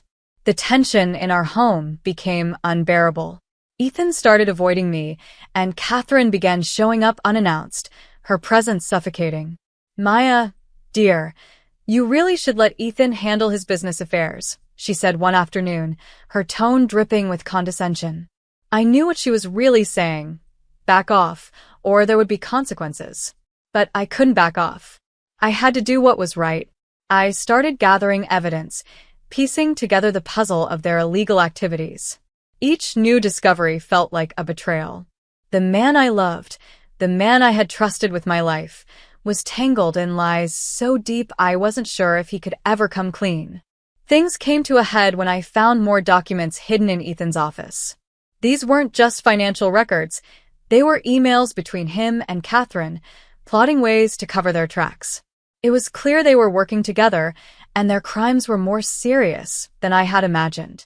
One night, Ethan caught me going through his files. He was furious. "You don't understand, Maya," he shouted, slamming the desk. "If you expose this, you're not just ruining me. You're ruining our family." I looked at him, tears in my eyes. "You did that yourself, Ethan," I said softly. "I'm giving you a chance to come clean. If you don't, I will." That was the last real conversation we had before everything fell apart. Unbeknownst to me, Ethan went straight to Catherine, telling her everything I had uncovered. And that's when they made their decision, a decision that would change my life forever. As I sit here now, telling this story, I still wonder how I didn't see it coming. The warning signs were there, but I ignored them because I loved Ethan. I wanted to believe he was the man I married, not the man who would betray me in the worst possible way. But as I would soon learn, love can blind you to the truth. And the truth, in this case, was far darker than I could have ever imagined. This was only the beginning of the nightmare. Looking back, I should have known that uncovering their secrets would put my life in danger. But at the time, I didn't think Ethan or Catherine would go that far. I underestimated how much they had to lose and how far they would go to protect themselves. It started subtly, like the calm before a storm. Ethan became colder, distant. He wouldn't meet my eyes when we were in the same room, and our conversations grew shorter. He started staying out late, claiming he was working on important deals. But I knew the truth. He was meeting Catherine. I could feel it, the way a prey animal senses a predator watching from the shadows. One evening, Catherine called and invited me to dinner at their family mansion. "We need to talk, Maya," she said, her voice uncharacteristically sweet. "I want us to clear the air. I know things have been tense between us, and I think it's time we start fresh." The invitation set off every alarm bell in my head. Catherine had never been the type to clear the air. Still, I decided to go. I needed answers, and maybe, just maybe, I could find a way to reason with her. I told myself I was prepared for whatever she had planned. I was wrong. When I arrived at the mansion, Catherine greeted me with a warm smile that didn't reach her eyes. "Maya, darling, come in," she said, leading me into the grand dining room. Ethan was already there, sitting stiffly at the table. He barely looked at me as I sat down. The conversation started innocently enough. Catherine reminisced about her younger days as a lawyer, spinning tales of her successes. But there was an undercurrent of tension in her words, a sharpness that cut through her polished demeanor. Then she turned to me, her tones suddenly serious. "Maya, I know you've been looking into Ethan's business dealings," she said, folding her hands on the table. "I understand your concerns, but you need to realize that some things are better left alone." I stared at her, refusing to back down. "Catherine, this isn't just about Ethan's business. It's about crimes, serious crimes. Do you expect me to turn a blind eye?" Her smile faded, replaced by a cold, calculating look. "You have no idea what you're dealing with," she said, her voice low. "Ethan and I have built something incredible, and I won't let you destroy it." Ethan finally spoke, his voice shaky. "Maya, please. We can work this out. Just let it go." But I couldn't let it go. I told them both that I had evidence, emails, documents, recordings, and that I was ready to take everything to the authorities if they didn't come clean. Catherine's face hardened. "You're making a big mistake," she said. "Think about what this will do to your marriage, to your future." I left the mansion that night feeling more isolated than ever. Ethan wasn't on my side. He had chosen his mother and their empire of lies over me. I knew then that I couldn't trust either of them. The next few days were tense. I stayed at home, locking away the evidence I had collected and trying to figure out my next move. I didn't know it at the time, but Catherine and Ethan were already planning their next move, and it was far more ruthless than I could have imagined. One evening, I noticed a car parked across the street from our house. It was dark, but I could see the silhouette of someone sitting inside. I thought I was being paranoid until I saw the same car the next day, and the day after that. Someone was watching me. I mentioned it to Ethan, but he dismissed it, saying I was imagining things. A few days later, Catherine called again. Maya, I've been thinking about our last conversation, she said. I know we didn't see eye to eye, but I want to make things right. Why don't you come over for dinner again? Just you and me. Ethan won't be there. It'll give us a chance to really talk. I didn't trust her, but I agreed. I thought maybe I could get more information from her, something that would strengthen my case. But when I arrived at the mansion, something felt off. The house was eerily quiet, and Catherine's usual staff was nowhere to be seen. She greeted me with her usual charm, but there was a coldness in her eyes.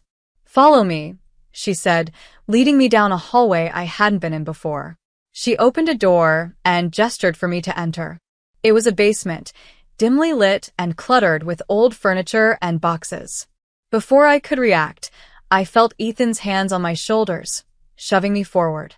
I stumbled down the stairs, landing hard on the cold cement floor. The door slammed shut behind me, and I heard the lock click. Ethan. Catherine, I shouted, pounding on the door. What are you doing? Their voices drifted through the baby monitor Catherine had accidentally left near the door, their plan unfolding in chilling detail.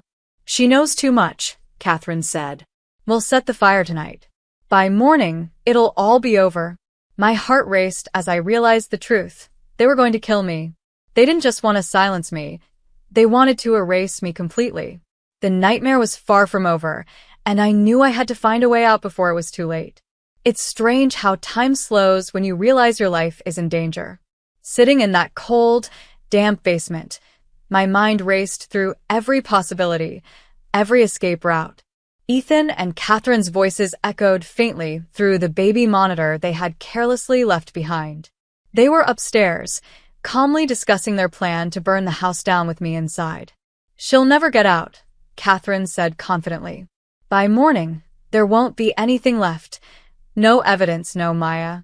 Ethan hesitated. I never thought it would come to this. I didn't want to hurt her. You should have thought about that before you married someone so nosy, Catherine snapped. We do what we have to. Now go finish your part. Hearing Ethan's voice cut through me like a knife. The man I loved, the man I had trusted, was helping his mother kill me. I felt a mix of anger and heartbreak, but there was no time for emotions. I had to focus on getting out. I scanned the basement, looking for anything that could help me escape. The walls were made of thick concrete, and the door was solid wood, bolted from the outside. I tried screaming, pounding on the door, but it was no use. The mansion was too far from any neighbors to hear me. Then I spotted it, an old utility pipe running up the wall. It looked rusted and narrow, but it might lead to the surface. I grabbed a heavy metal rod from a pile of junk and pried the pipe's cover off. The opening was barely big enough to squeeze through, but it was my only chance. The climb was grueling. The pipe was cold and damp, and the metal edges scraped my hands and knees. I had to use every ounce of strength. I had to pull myself up, inch by inch. I could feel my muscles burning, my heart pounding in my chest, but I couldn't stop. If I stopped, I would die. As I climbed, I heard the faint crackle of flames and the smell of smoke. They had started the fire. Panic surged through me, and I pushed myself harder. The smoke grew thicker, and I struggled to breathe, but I kept going, clinging to the hope of survival. Finally, I saw light. The pipe opened up just outside the mansion, near a cluster of bushes. I pulled myself out, coughing and gasping for air, my body shaking from exhaustion and fear. The house was already engulfed in flames, the fire spreading rapidly. I crouched behind the bushes, watching as Ethan and Catherine stood near their car, silhouetted against the blaze. She's gone, Catherine said, her voice cold and triumphant. We're safe now. Ethan didn't respond. He just stared at the flames, his face pale and expressionless. I could see the weight of what he had done in his posture, but it was too late for regret. He had chosen his side. I pulled out my phone, hands trembling, and recorded the scene. The fire, their silhouettes, their voices, it was all evidence. Evidence that could finally bring them down. When the fire consumed the basement, I heard a faint explosion, probably from a gas line. Catherine clapped her hands together, satisfied. "That's it," she said. No one will ever know, but I knew, and I wasn't going to let them get away with it. I crept away from the mansion, my heart pounding. I didn't know where to go at first. My car was parked nearby, but I was too afraid to use it. They might see me. Instead, I walked for miles, avoiding main roads, until I reached a small diner. I must have looked like a ghost when I stumbled inside, covered in soot and blood. The waitress gasped. "Are you okay, honey? Do you need help?" "I need to use your phone," I said, my voice hoarse. She handed it to me, and I called the police. I gave them my name, my location, and told them everything: the fire, the plot, the evidence I had. They sent officers immediately. When I finally sat down, the reality of what had happened hit me. I had escaped death, but my life would never be the same. The man I loved had tried to kill me. His mother had orchestrated the entire thing. And now, it was up to me to make sure they faced justice. The police arrived, and I handed over my phone with the recordings. They asked me dozens of questions, and I answered them all, recounting every horrifying detail. As I spoke, I could see the shock on their faces. This wasn't just a case of arson, it was attempted murder, conspiracy, and fraud on a massive scale. By the time the sun rose, Ethan and Catherine were in handcuffs, taken from the charred remains of the mansion. Catherine tried to keep her composure, but Ethan looked shattered. He couldn't even look at me as they led him to the police car. As I watched them drive away, a part of me felt relief. They couldn't hurt me anymore. But another part of me felt something else: anger, sadness, and a deep sense of betrayal. Ethan wasn't just my husband. He had been my partner, my friend. And now, he was the person I would never forgive. I didn't know what the future held, but I knew one thing: this wasn't over. The truth had come to light, but there was still so much more to uncover. Catherine's lies ran deep, and I was determined to uncover every last one of them. This was my fight now. And I wasn't going to lose. The sight of Ethan and Catherine being taken away should have brought me peace, but it didn't. Their arrest was just the beginning. The tangled web of lies, betrayal, and manipulation was deeper than I could have ever imagined, and I wasn't ready for what was yet to come. In the days that followed, I worked closely with the police. The evidence I provided, the baby monitor recording, the footage of the fire, and the documents I had collected, was overwhelming. Catherine and Ethan were charged with attempted murder, arson, and a slew of financial crimes. The media caught wind of the story, and it quickly became a sensation. Headlines painted Catherine as a calculating mastermind and Ethan as her loyal pawn. But the more the police uncovered, the clearer it became that Ethan wasn't just a pawn. During his interrogation, Ethan broke down and revealed the full extent of their crimes. He confessed to setting up the offshore accounts, laundering money, and even being complicit in the mysterious deaths of some of Catherine's former business associates. He claimed Catherine had manipulated him for years, using guilt and threats to control him. But in his confession, Ethan also revealed something that shattered me further. "She always knew too much," Ethan said, his voice trembling. Maya wasn't supposed to survive that fire. It wasn't just about protecting the money, it was personal. My mother, she hated her. The words felt like a knife to my heart. Catherine's disdain for me had always been obvious, but hearing it so plainly, so cruelly, was unbearable. She didn't just want to silence me. She wanted me erased, like I had never existed. Catherine, of course, wasn't going down without a fight. She denied everything, blaming Ethan for the crimes and painting herself as an innocent bystander. "My son has always had a troubled mind," she said during her interrogation. "He's lying to save himself." Her cold, detached demeanor didn't waver, even as the evidence piled up against her. Their alliance shattered in that interrogation room. Ethan and Catherine turned on each other, each desperate to save themselves. Catherine accused Ethan of acting on his own, while Ethan exposed even more of Catherine's dark deeds. Their hatred for each other spilled out in front of the detectives, revealing years of manipulation, greed, and betrayal. Watching their bond disintegrate, I felt a bitter sense of justice. They had built their empire on lies, and now it was crumbling around them. Meanwhile, I tried to rebuild my life. Writing had always been my way of processing the world, so I poured my pain into an exposé about the prices. The piece was raw and unflinching, detailing their crimes, the betrayal I had suffered, and the dangerous power of greed. It was published nationally, and the response was overwhelming.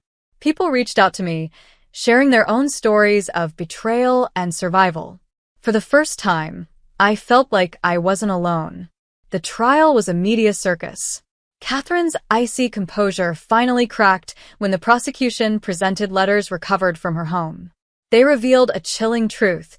She had been manipulating Ethan from the time he was a teenager, grooming him to follow in her footsteps and do whatever it took to protect their family's wealth and reputation. Ethan's testimony against her sealed her fate. Catherine was sentenced to life in prison without parole for her role in multiple murders, financial crimes, and the attempt on my life. Ethan, though equally complicit, received a reduced sentence in exchange for his cooperation. He was sentenced to 20 years in prison, with the possibility of parole after 15. I didn't attend the sentencing. I couldn't bring myself to face him again. Even with them behind bars, the scars they left on me ran deep. I found myself questioning everything, my choices, my instincts, even my own worth. But as the weeks turned into months, I began to heal. I leaned on the friends who had stood by me and focused on my career. My exposé had opened doors I never imagined, and I decided to use my platform to expose more corruption and hold those in power accountable. In the months following the trial, I discovered something that shook me to my core. While going through some of the recovered documents, I found letters from Catherine to an unknown associate, hinting at other crimes and accomplices. It was clear that Catherine's web of lies extended far beyond what we had uncovered. The letters hinted at another hidden account and even more victims. My fight wasn't over. As I sit here telling you my story, I've realized something important. Survival isn't just about escaping danger. It's about rebuilding, about refusing to let betrayal define you. Ethan and Catherine tried to destroy me, but they failed. I'm still here, stronger and more determined than ever. This isn't the end of my story. If anything, it's the beginning of a new chapter. One where I use the lessons I've learned to fight for truth and justice. And while the pain of their betrayal will always linger, I won't let it consume me. I am Maya Reed, and I am a survivor. When I exposed my stepmom's fraudulent secrets, she grabbed a knife and attacked me. I was seriously injured and shouted for help, but she laughed and left me alone. I returned with a plan for revenge and gave her a shocking surprise she never expected the very next day. My name is Charlotte Carter, and if someone had told me a year ago that my life would turn into a chaotic storm of betrayal, deceit, and heartbreak, I wouldn't have believed them. I had always thought of myself as a grounded person. I was 28 years old, working as a marketing executive in sunny San Diego, pouring my heart and soul into a career I loved. I had a small circle of friends who felt like family, and most importantly, I had my dad, Richard, who had been my rock since my mom passed away 5 years ago. My mom's death shattered us both. She had been the glue holding our family together, and without her, the house felt empty. My dad, who had built a successful career as an entrepreneur, threw himself into work to cope. I don't blame him for wanting to move on, but I wasn't ready for what came next.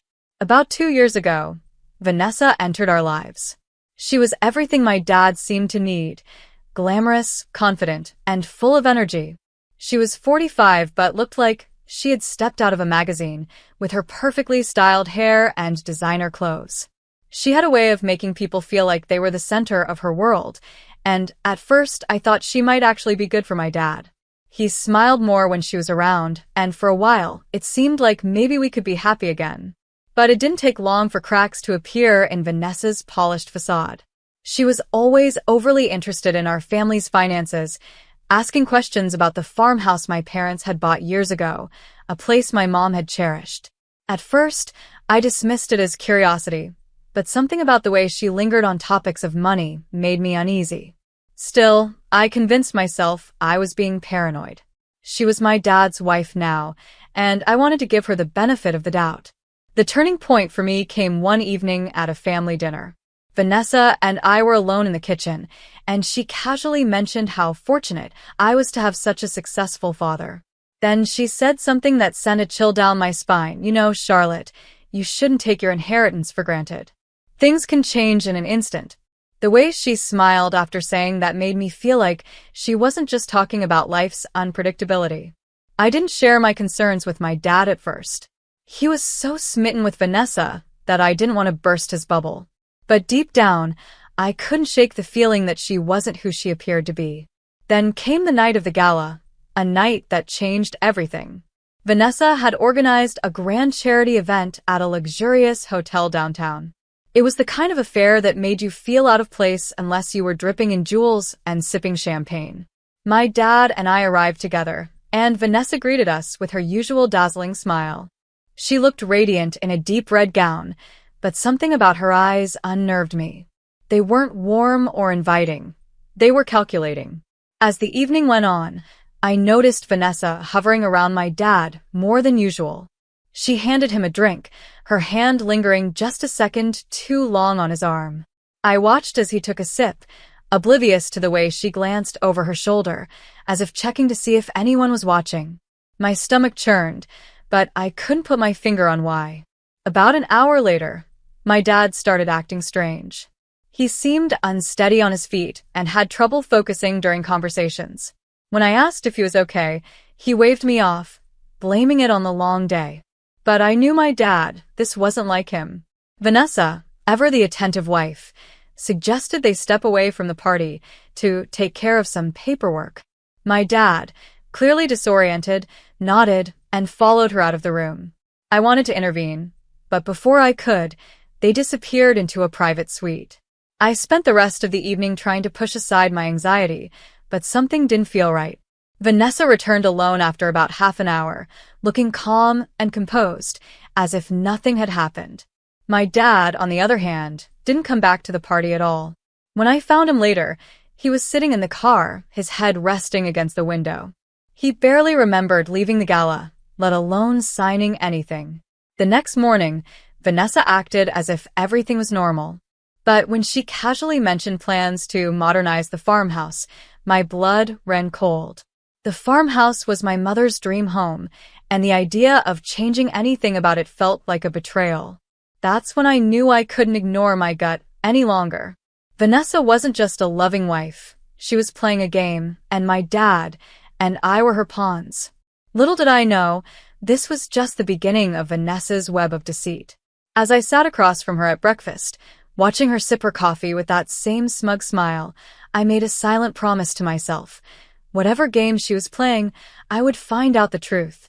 And when I did, I would make sure she paid for it. After that morning, I couldn't ignore my instincts any longer. Vanessa had crossed a line, and I was determined to figure out what she was hiding. It wasn't just about the farmhouse or her suspicious behavior. It was about my dad. He deserved better than someone who saw him as a means to an end, and I couldn't let her manipulate him any longer. I decided to confide in Julia, my best friend since college, and a brilliant lawyer. Julia was 30, sharp as a tack, and had always been my voice of reason. Over coffee one afternoon, I spilled everything: Vanessa's comments, her odd behavior at the gala, and my dad's memory loss. Julia didn't hesitate. "Charlotte, you need to investigate this. Something's not right," she said firmly. "If she's tampering with legal documents or manipulating your dad, she could ruin everything your family built." That night, I couldn't sleep. My mind raced with all the possibilities, each one worse than the last. What if she had already stolen from us? What if she planned to take everything and leave my dad with nothing? The next morning, I made up my mind. I needed professional help. That's when I hired Detective Marcus, a 40-year-old private investigator with a reputation for exposing fraud. When I met him in his modest downtown office, he listened carefully as I explained the situation. His calm demeanor and methodical questions put me at ease, even as the weight of what I was doing sank in. "Charlotte," Marcus said after a moment, "if what you're saying is true, Vanessa's actions could have serious legal consequences. but I'll need to dig deeper to confirm anything. Are you ready for what I might find? I nodded. I have to be. For my dad. Over the next few weeks, Marcus worked quietly, gathering information. In the meantime, I did my best to keep up appearances around Vanessa. It wasn't easy. Every time she smiled at me across the dinner table or made a flippant comment about family, I wanted to confront her. But I knew I couldn't tip her off. She was clever. Too clever, and I needed hard evidence before I made my move.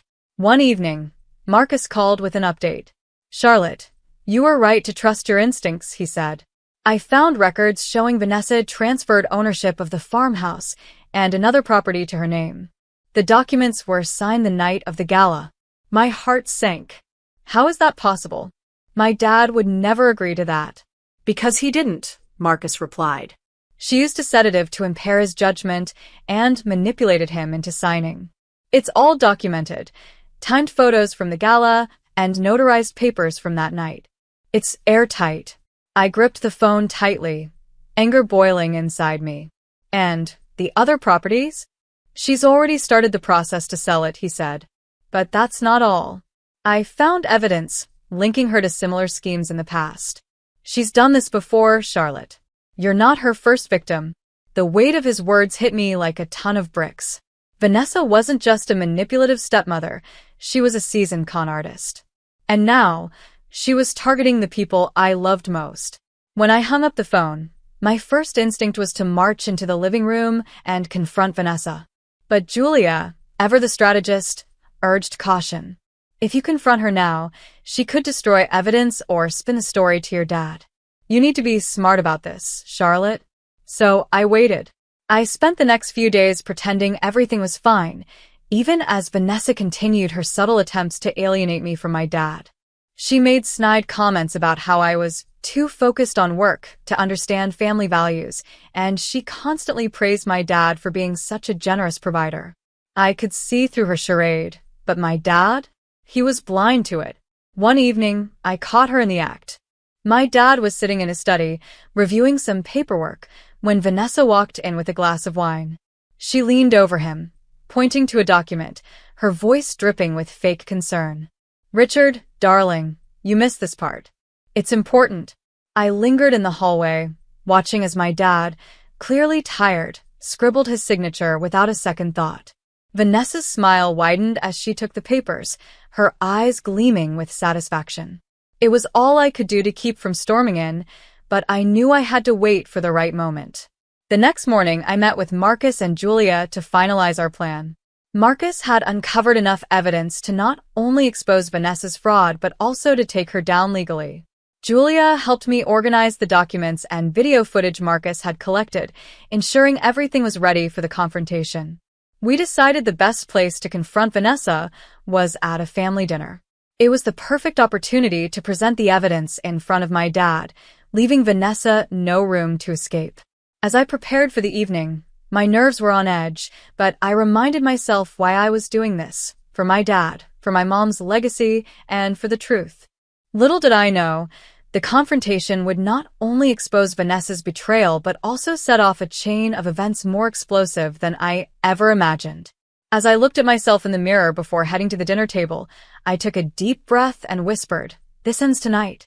I was ready for battle, but I wasn't prepared for just how far Vanessa would go to protect her secrets. Dinner that evening felt different. The air was heavy with tension, though I doubt anyone but me and Vanessa could feel it. My dad, as usual, was cheerful and unaware of the storm brewing just beneath the surface. Vanessa played her part perfectly, gliding around the dining room, laughing and making light conversation. She looked every bit the loving wife and gracious hostess. But I knew better now. Tonight, her facade would crumble. I had rehearsed this moment in my head 100 times. Julia and Marcus had prepared me well, and the evidence was rock solid. Still, my hands trembled slightly as I set the file of documents on the table beside me. I glanced at my dad, who was sipping his wine with a relaxed smile, then at Vanessa, who was busy serving dessert. It was now or never.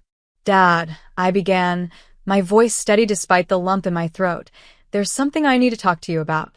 It's important. Vanessa froze mid-step, her smile faltering for the briefest moment. But she quickly recovered, placing a slice of pie in front of my dad. "Oh, Charlotte, can it wait? Let's just enjoy dinner," she said with a forced laugh. I ignored her. "No, it can't. It's about the farmhouse and the property you signed over to Vanessa." My dad blinked, confused. "What about it? I don't remember signing anything like that." "Exactly," I said, locking eyes with Vanessa. "You don't remember because you weren't in the right state of mind. Vanessa made sure of that." Vanessa's smile vanished, replaced by a hard, cold glare. "Charlotte, I don't know what you're implying, but you're out of line," she said sharply. I pulled out the documents Marcus had uncovered and placed them in front of my dad.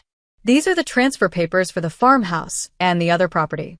They were signed the night of the gala. You were drugged, Dad. Vanessa spiked your drink so she could trick you into signing these." The room fell silent.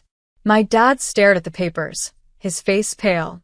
I don't remember this," he murmured, his voice trembling. Vanessa scoffed, crossing her arms. "This is ridiculous. Are you seriously accusing me of something so vile, Charlotte?" "Richard, don't listen to her. She's just upset because she doesn't like me." I didn't flinch. "You can deny it all you want, Vanessa, but I have proof." I pulled out a flash drive and set it on the table. "This contains video footage from the gala. It shows you giving Dad the drink and taking him into a private room with those documents." My dad's eyes widened as I continued. "Detective Marcus also found financial records showing you've been siphoning money into secret accounts. And then there's your past fraudulent schemes in other relationships. You've done this before, Vanessa." Vanessa's calm demeanor cracked. Her face twisted with anger as she slammed her hands on the table. "You little brat," she hissed. "You think you can come into my house and accuse me like this? You have no idea who you're dealing with." I stood my ground, my voice firm. "Oh, I know exactly who I'm dealing with. A con artist who tried to destroy my family." My dad, still reeling, finally found his voice. "Vanessa, is this true? Did you really do this?" he asked, his voice a mix of disbelief and pain. Vanessa glared at me before turning to him, her expression softening in a desperate attempt to salvage her control. "Richard, darling, she's lying. You know how jealous she's always been of me. She can't stand seeing us happy." But my dad wasn't buying it. He pushed the papers away, his hands trembling. "Don't lie to me, Vanessa. Not now." Suddenly, Vanessa's desperation turned to rage. She grabbed a knife from the table, pointing it at me. "You've ruined everything," she screamed. "Do you have any idea what I've sacrificed for this?" My dad jumped to his feet, shielding me. "Vanessa, put the knife down," he shouted, his voice shaking. But Vanessa was beyond reason. "I won't let you take this away from me," she shrieked, lunging toward me. What happened next felt like a blur. My dad grabbed her arm, trying to wrestle the knife away. Chairs toppled, and the sound of shouts and crashing plates filled the room. Finally, Vanessa lost her balance, stumbling backward and falling hard against the floor. The knife clattered out of her hand as she lay there, breathing heavily. The room fell silent except for the sound of her ragged breaths. I stepped forward cautiously, my heart pounding. "It's over, Vanessa," I said quietly. "You can't hurt us anymore." Vanessa didn't fight as my dad called the police. When they arrived, I handed over the evidence Marcus had gathered. As they escorted Vanessa away, she shot me a venomous look, her voice dripping with venom. "This isn't over, Charlotte." I didn't respond. Watching her leave, I felt a strange mix of relief and sadness. She had nearly destroyed my family, but seeing her brought so low was a reminder of just how far greed and betrayal could take someone. My dad sat down heavily, his face pale. "I can't believe I didn't see it," he murmured. "I'm so sorry, Charlotte." I placed a hand on his shoulder. "It's not your fault, Dad. She fooled all of us. But it's over now. We'll get through this, together." That night, I sat alone in the living room, replaying the events in my mind. Vanessa was gone, but her actions had left scars that would take time to heal. Still, for the first time in months, I felt a sense of peace. The truth was out, and justice was finally within reach. Little did I know, the final chapter of the story was still to come. The days following Vanessa's arrest felt surreal. For so long, I had focused on exposing her lies that I hadn't prepared for what came next. My dad was shattered, his usual cheerful demeanor replaced by a quiet sadness. Watching him struggle to process the depth of Vanessa's betrayal was heartbreaking. I knew I couldn't undo the damage she had done, but I was determined to help him rebuild what we had lost, both financially and emotionally. Vanessa faced charges of fraud, forgery, and attempted assault, and the case against her was strong. Julia worked day and night, meticulously organizing every piece of evidence Marcus had gathered. Meanwhile, Marcus provided additional damning details about Vanessa's past. It turned out my dad wasn't her first victim. She had a history of marrying wealthy men, draining their accounts, and vanishing once she had taken everything. Knowing that made it even harder to accept how close she had come to destroying our family. As the trial date approached, my anxiety grew. I trusted the evidence we had, but Vanessa was a master manipulator. I feared she would spin a story convincing enough to sway the jury. But Julia's calm confidence kept me grounded. "We've got the truth on our side, Charlotte," she reminded me. "She can't lie her way out of this." The courtroom was tense the day Vanessa faced justice. She sat at the defendant's table, a shadow of the polished socialite she had once pretended to be. Her hair was pulled back tightly, and her expression was cold, almost lifeless. She avoided looking at me or my dad, but when our eyes finally met, I saw the same bitterness and venom she had always hidden behind her charm. The prosecutor presented the case methodically, laying out Vanessa's actions step by step. He showed the forged documents, the bank transfers, and the footage from the gala. Vanessa's lawyer tried to spin the narrative, painting her as a misunderstood woman who only wanted to help manage the family's finances. But the overwhelming evidence made her lies impossible to believe. When my dad took the stand, his voice trembled as he described how Vanessa had exploited his trust. His pain was raw, and I could feel the jury's sympathy for him. When it was my turn to testify, I recounted everything, from my suspicions about Vanessa to the night of the gala and the confrontation. With each word, I felt a surge of determination. Vanessa had tried to ruin us, but she had failed. Just when I thought we were nearing the end, Vanessa made a desperate play. During cross-examination, she admitted to forging the documents, but claimed she had done it to protect my dad. Richard was reckless with his finances, she said, her voice trembling. I had no choice but to take control before he lost everything. I didn't mean to hurt anyone. I was trying to save us. Her words were calculated, and for a moment, I saw the jury shift uncomfortably.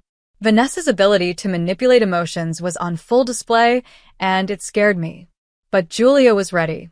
She calmly introduced a series of emails Vanessa had sent to an accomplice, detailing her plan to steal the farmhouse and sell it. The emails were undeniable proof of her greed and premeditation. The courtroom buzzed as the prosecutor delivered his closing argument, reminding the jury that Vanessa's actions were deliberate and driven by selfishness, not desperation. When the jury returned, I held my breath, my hands clasped tightly in my lap. The foreperson stood and announced the verdict, guilty on all counts. A wave of relief swept over me as I felt my dad's hand tighten around mine. Vanessa remained expressionless as the judge sentenced her to 10 years in prison. For someone who thrived on control, losing her freedom was the ultimate punishment. As she was led away, she glanced at me one last time.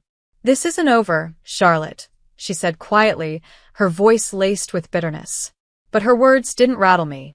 They only confirmed that standing up to her had been the right decision. With Vanessa out of our lives, my dad and I began to heal. The farmhouse and other stolen properties were returned to us, but the emotional wounds she left behind were harder to fix. My dad blamed himself for trusting her, but I reminded him that her deceit wasn't his fault. She had fooled us all. I spent more time at the farmhouse, restoring it to the way my mom had loved it. The process was cathartic, reminding me of the strength my family had always shared. My dad started joining me, and together, We made the farmhouse a symbol of resilience and hope. Julia and Marcus stayed close, their unwavering support reminding me that even in the darkest times, there are people you can count on. Julia joked that I should pursue a career in law after all this, but I was content with marketing. For the first time in months, I felt at peace. As I sit on the farmhouse porch now, watching the sun dip below the hills, I feel a sense of closure. Vanessa's betrayal taught me hard lessons about trust, greed, and resilience.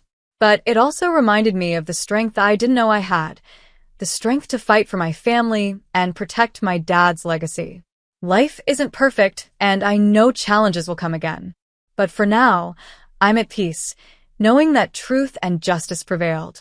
This farmhouse is ours again, and no one will ever take it from us. Not while I'm here. I won a $50 million jackpot and shared this news with my husband.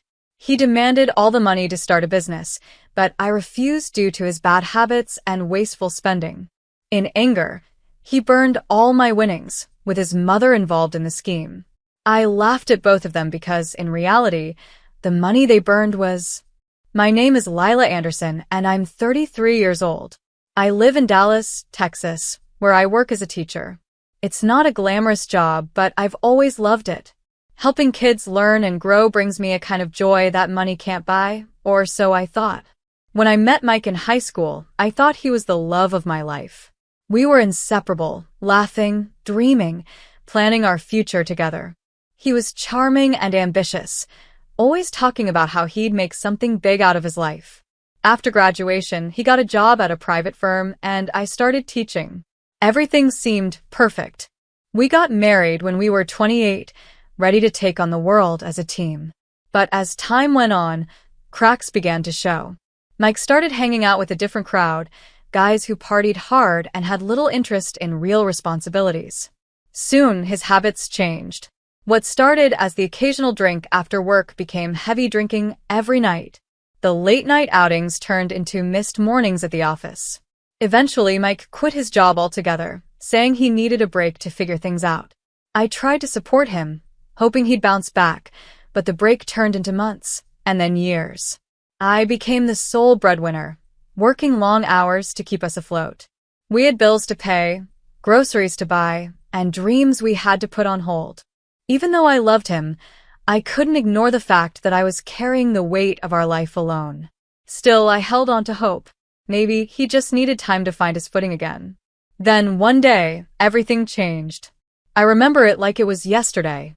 I was sitting on the couch, flipping through the mail after a long day at work, when I saw it, a letter from the State Lottery Commission. My heart raced as I opened it, and there it was, proof that I had won the $50 million jackpot. I couldn't believe it. I checked the numbers over and over again to make sure it wasn't a mistake. It was real. I had actually won. For the first time in years, I felt a sense of hope and excitement. This money wasn't just a ticket out of financial stress. It was a chance to build the life Mike and I had always dreamed of. I imagined us buying a beautiful house, traveling the world, and maybe even starting a family. I thought this was the miracle we needed to turn things around. When I told Mike the news, his reaction wasn't what I expected. At first, he seemed thrilled, hugging me and talking about how lucky we were. But then his tone changed. Instead of celebrating with me, he started talking about plans for his business. "Lila, this is it," he said. "This is my chance to do something big. With the money, I can finally start my own company." I hesitated. I knew Mike. His big plans rarely turned into anything productive. He had a history of starting things and abandoning them halfway. I wanted to believe in him, but the thought of handing over that kind of money made my stomach churn. "Mike," I said carefully, "I think we need to be smart about this. We should focus on building a solid foundation first, a home, some savings for the future. Then we can talk about other things." His face darkened. "You don't trust me," he said, his voice low. "You've never believed in me." "That's not true," I replied. "I've always supported you." "But this is a lot of money, and we can't afford to make any rash decisions." He stormed out of the room, slamming the door behind him. I sat there, stunned. I had expected some resistance, but not this. Over the next few days, Mike became distant. He barely spoke to me, and when he did, it was cold and sharp.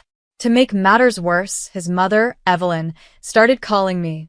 Evelyn had never liked me. She thought I was too independent, too focused on my career. She always wanted Mike to be with someone who would take care of him the way she thought a wife should. When she heard about the lottery, she was relentless. "Lila, you're being selfish," she said during one of her calls. "Mike is your husband. If he wants to start a business, you should support him. That's what marriage is about." I tried to explain my concerns, but she cut me off. "You don't understand what it's like to sacrifice for someone you love," she snapped. "If you did, you wouldn't think twice about helping him." Her words stung, but I held my ground. I wasn't about to hand over millions of dollars to a man who had already shown he couldn't handle responsibility, especially not with Evelyn egging him on. Things escalated quickly after that. Mike's anger grew, and Evelyn's meddling only made things worse. It felt like they were teaming up against me, trying to wear me down until I gave in. I was determined to hold my ground, but I couldn't shake the feeling that something was brewing, something I couldn't yet see. And then it happened. The night that would change everything. I wish I could say that things got better after that, but they didn't. In fact, they got worse, much worse. Mike's behavior became more erratic with each passing day. He stopped pretending to care about anything other than getting his hands on the lottery money. Every conversation we had turned into an argument about it.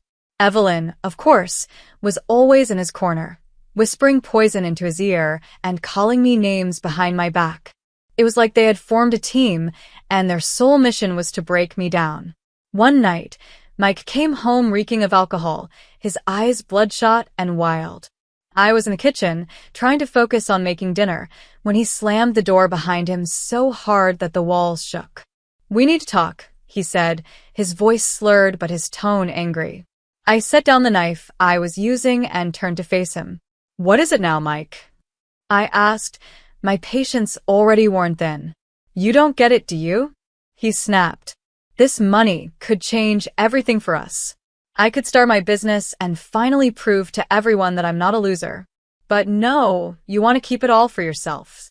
I took a deep breath, trying to stay calm. "Mike, I've told you before, it's not about keeping the money for myself.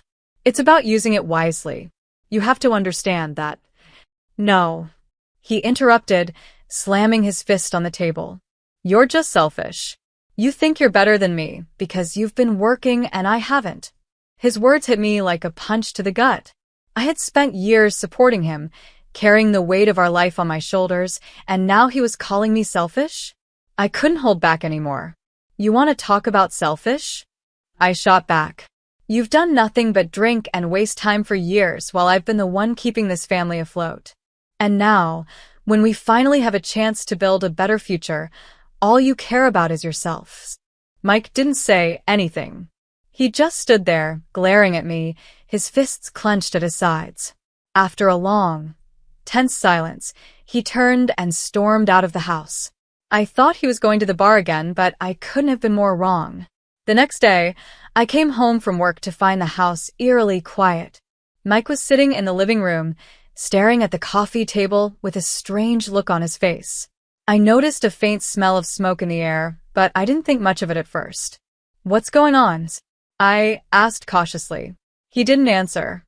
He just smirked and leaned back at his chair. "You're going to thank me for this one day," he said cryptically. I frowned, confused. "What are you talking about?" Then he stood up, walked over to the fireplace, and gestured toward it. That's when I saw it, a pile of ashes still smoldering in the grate. My heart sank as realization hit me like a freight train. "No," I whispered, my voice trembling. "Tell me you didn't." He laughed, a hollow, bitter sound. "Oh, I did. That precious lottery ticket you care so much about? It's gone. Burned it myself." I couldn't breathe. It felt like the ground had been ripped out from under me. "Why?" I managed to choke out. "Why would you do something so insane?" "Because you wouldn't listen," he shouted, his voice full of venom. "I tried to reason with you, but you just kept saying no. So now neither of us gets the money. Maybe next time, you'll learn to trust me." I stood there, frozen, as tears streamed down my face. How could he do this? How could the man I loved, the man I had built my life with, destroy everything we had for the sake of his own pride? As if that wasn't enough, Evelyn showed up later that evening. She waltzed into the house like she owned the place, a smug smile on her face. "You did the right thing, Mike," she said, completely ignoring me. "That money was going to ruin your marriage anyway. Better to get rid of it than let her control everything." I couldn't believe what I was hearing. Evelyn had encouraged him to do this. She had been part of the plan all along. My shock quickly turned to anger. "Get out of my house," I said, my voice shaking with fury. Evelyn just scoffed. "Oh, please, Lila. Don't act like you're some kind of victim. You're the one who pushed him to this point." That was it. I couldn't take it anymore. "Both of you need to leave," I said firmly. "Right now." Mike tried to argue, but I cut him off. "You burned the ticket, Mike. You destroyed everything. I don't even know who you are anymore." Eventually they left, but the damage was done. I spent the rest of the night sitting in the dark, replaying everything in my head. The betrayal was too much to process. I had loved Mike. I had believed in him. And this was how he repaid me. But as I sat there, something shifted inside me. The devastation began to give way to something else, determination. I wasn't going to let them get away with this. Not Mike, and certainly not Evelyn. They thought they could ruin my life and walk away unscathed? They had no idea who they were dealing with. The betrayal was only the beginning. Now it was my turn to take control. Suspense builds as Lila sets her sights on justice, leaving readers eager to discover her next steps in Part 3. I spent that sleepless night thinking about everything, about Mike, Evelyn, and the sheer audacity of what they had done. I had worked so hard to keep our life together, to support him when he faltered, and this was how they repaid me. It wasn't just about the money anymore. It was about the principle. They had crossed a line, and I wasn't going to let them get away with it. The next morning, I called my best friend, Claire. Claire was more than just a friend. She was a lawyer, sharp as a tack and fiercely loyal. She listened patiently as I poured my heart out, telling her every detail about the ticket, Mike's outburst, and Evelyn's involvement. When I finished, she didn't hesitate.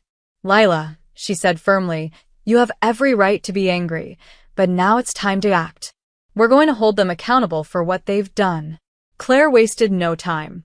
We filed for divorce that very day, and she began gathering evidence for a lawsuit. Mike had burned the ticket, but we had proof of the win, a copy of the ticket's numbers, the notification from the Lottery Commission, and even photos I had taken with the ticket when I first got it. Claire explained that destroying a lottery ticket was legally considered destruction of property, and since the ticket had significant monetary value, Mike could face serious consequences. "He doesn't just owe you an apology," Claire said. "He owes you the full value of that ticket. And Evelyn? If we can prove she encouraged him, she's in this just as deep as he is." Hearing her say those words gave me a sense of hope. For the first time since this nightmare began, I felt like I had a chance to take back control of my life. The days that followed were a whirlwind of legal proceedings and difficult conversations. I froze all of our joint accounts, ensuring that Mike couldn't access another penny of my hard-earned money. Claire also helped me draft an official separation agreement, outlining that Mike would be held responsible for any debts or damages caused during our marriage. When Mike found out about the accounts, he was furious. He showed up at the house unannounced one evening, pounding on the door. "Lila, open up," he shouted. "What the hell is this? You froze the accounts." I opened the door just enough to face him, but kept the chain lock on. "Yes, I did," I said calmly. "After what you did, I can't trust you with my money." He glared at me, his face red with anger. "Your money? We're married, Lila. That makes it our money." "Not anymore," I said firmly. "I've filed for divorce, Mike. And trust me, you're going to have to answer for everything you've done." His expression shifted from anger to panic. "You can't do this," he stammered. "Evelyn said we were in this together." She said. "Evelyn's wrong," I interrupted. "She's been wrong about a lot of things. And now, both of you are going to face the consequences." The legal case was intense, but Claire was relentless. She subpoenaed Mike's financial records, proving that he had been spending money recklessly for years. She also uncovered text messages between Mike and Evelyn, where they had discussed burning the ticket as a way to teach me a lesson. Those messages were the final nail in their coffin. In court, I had to relive the pain of what they had done. Mike sat there, looking smug at first, but as the evidence piled up against him, his confidence began to crumble. Evelyn, who had always been so outspoken and domineering, looked pale and nervous as the texts were read aloud. "Mrs. Anderson," the judge said, addressing Evelyn, "did you or did you not encourage your son to destroy the lottery ticket?" Evelyn fumbled for words. I didn't think it was that serious," she stammered. "It was just a piece of paper." "A piece of paper worth $50 million, the judge said sharply. "Do you understand the gravity of what you've done?" By the end of the trial, the verdict was clear. Mike was found guilty of destruction of property, and Evelyn was held accountable as an accomplice. The judge ordered Mike to pay restitution equal to the full value of the ticket, $50 million. Of course, Mike didn't have that kind of money, but the ruling ensured that any income or assets he earned in the future would be garnished to pay me back. Evelyn faced her own set of consequences. She was fined heavily and ostracized by her community. The proud, overbearing woman who had once looked down on me was now left to face the fallout of her actions. It wasn't just about the legal victory, it was about reclaiming my power.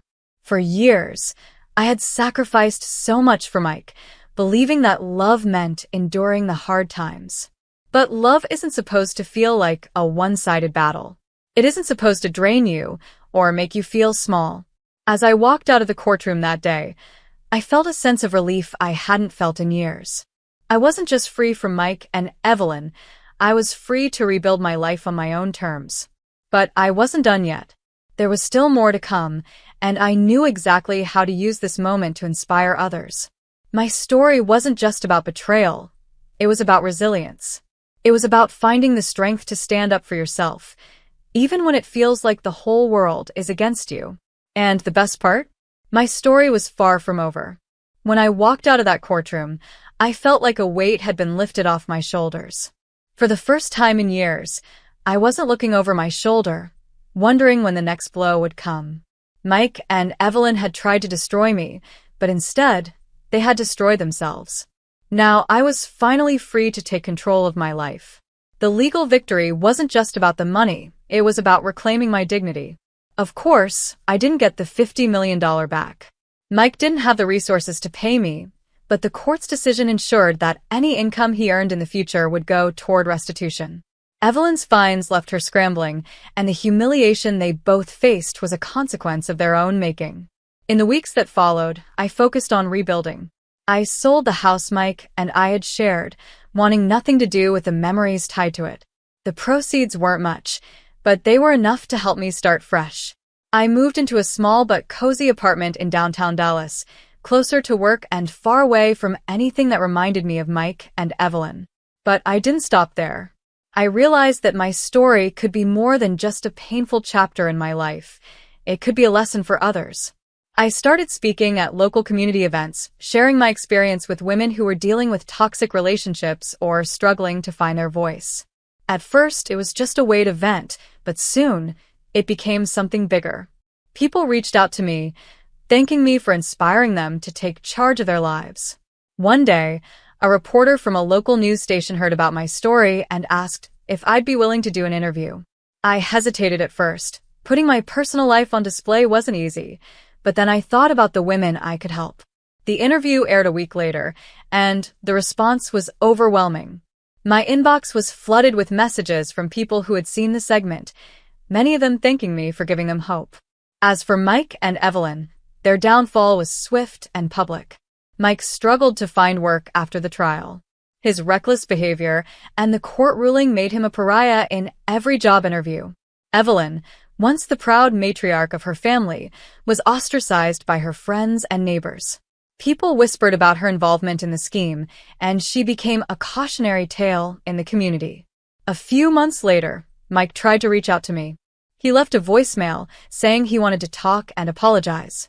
I didn't return the call. What could he possibly say that would make up for what he had done? He had burned not just the ticket, but every bridge between us. Forgiveness was something I might find in my heart someday, but reconciliation? That was out of the question. Despite everything, life had a way of surprising me. During one of my community events, I met a man named David. He was a volunteer, helping organize a fundraiser for single mothers in need. We started talking, and I was struck by how kind and genuine he was. He listened to my story without judgment, offering words of encouragement that felt like a balm to my soul. Over time, our friendship grew into something more. David wasn't like Mike. He didn't see me as a means to an end or try to control me. Instead, he supported my dreams and reminded me that I was stronger than I gave myself credit for. For the first time in years, I felt what it was like to be in a partnership built on respect and trust. Now, as I stand here in front of my new home, a modest but beautiful house I purchased with my own hard work, I feel an overwhelming sense of pride. This house isn't just a structure. It's a symbol of everything I've overcome. It's a reminder that betrayal doesn't have to define you, and that even the deepest wounds can heal with time and resilience. I've learned so much from this journey. I've learned that love without respect is a cage, that forgiveness doesn't mean letting people back into your life, and that sometimes the only way to move forward is to let go of what's holding you back. Looking back, I'm grateful for the lessons, even if they came at a high price. Mike and Evelyn thought they could break me, but instead, they made me stronger. And now, as I look toward the future, I know that I'm ready for whatever comes next. This is my story, not of betrayal, but of resilience. Not of loss, but of triumph. And if you're going through something similar, I want you to know this. You're stronger than you think, and it's never too late to take control of your life. Because in the end, the best revenge isn't about getting even. It's about rising above. When I won a $10 million lottery, my greedy husband and mother-in-law demanded that I give them the money to buy a new house. I refused because I knew their nature. They were reckless and selfish. In retaliation, they forcibly tied me to a roller coaster and started the ride despite my cries for help. As the roller coaster began, they ran away, leaving me terrified and helpless. I lost consciousness before the ride ended. When it finally stopped, a witness, a kind man, helped me and rushed me to the hospital to save my life. But when I opened my eyes in the hospital, another horrific shock was waiting for me. My name is Emily, and if you had told me 6 months ago that my life would take such a drastic turn, I wouldn't have believed you. I was just a regular 30-year-old office worker in Los Angeles, living a modest life. My husband, Mark, and I had been married for 3 years. He was a real estate agent who often struggled to make ends meet, but I loved him, or at least I thought I did. We lived in a small apartment, and while things weren't perfect, I believed we were building a life together. Everything changed the day I won the lottery. It was a Friday evening. I was sitting at the kitchen table, sipping coffee and casually checking my ticket against the numbers announced on the TV. I wasn't expecting anything. I bought those tickets occasionally, like everyone else, for fun. But when I realized I had all the winning numbers, my hands started to shake. $10 million. I was now worth $10 million. Mark wasn't home at the time. He had gone to meet his mother, Diane. She and I never got along. Diane was 58, retired, and had a knack for making me feel small with her passive-aggressive comments. She would say things like, "Emily, you should really learn to cook better. Mark needs someone to take care of him properly," or "This apartment is so cramped." If I had chosen a wife for Mark, she'd have brought more to the table. When Mark returned home that night, I told him about the lottery win. At first, he was ecstatic, hugging me and spinning me around. But soon, his excitement turned into something else, something colder, more calculating. He called Diane right away to share the news, and within an hour, she was at our apartment. "You need to buy a proper house, Emily," Diane declared as soon as she walked in. "Something grand, something worthy of this kind of money." "I haven't even had time to think about it," I replied cautiously. Mark jumped in, backing her up. "Mom's right, Emily. This apartment is awful. We could move to Beverly Hills or Malibu. Imagine the life we could have." We? That word made my stomach twist. This money was supposed to change my life, not fund their fantasies. I smiled politely and said I needed time to figure things out. But the truth was I was starting to feel uneasy. Over the next few days, Mark and Diane became relentless. They were like a team, planning my money's future without me. Diane even picked out a mansion online, showing me pictures and saying, "This one has a pool and a guest house. It's perfect for all the parties we'll throw." I tried to reason with Mark in private. We don't need a mansion. We can buy a nice house, something practical, and still have money left for savings and investments. But he wasn't interested in practicality. "Emily, stop being so selfish. This is our chance to live like royalty." Selfish. That word stung. How could I be selfish when this money was mine, something I had won on my own? I wasn't even saying no.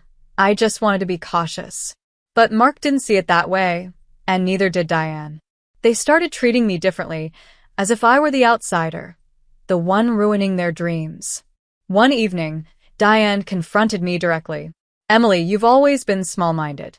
Mark deserves better than this penny-pinching attitude of yours. If you can't see that, you're not the woman I thought you were."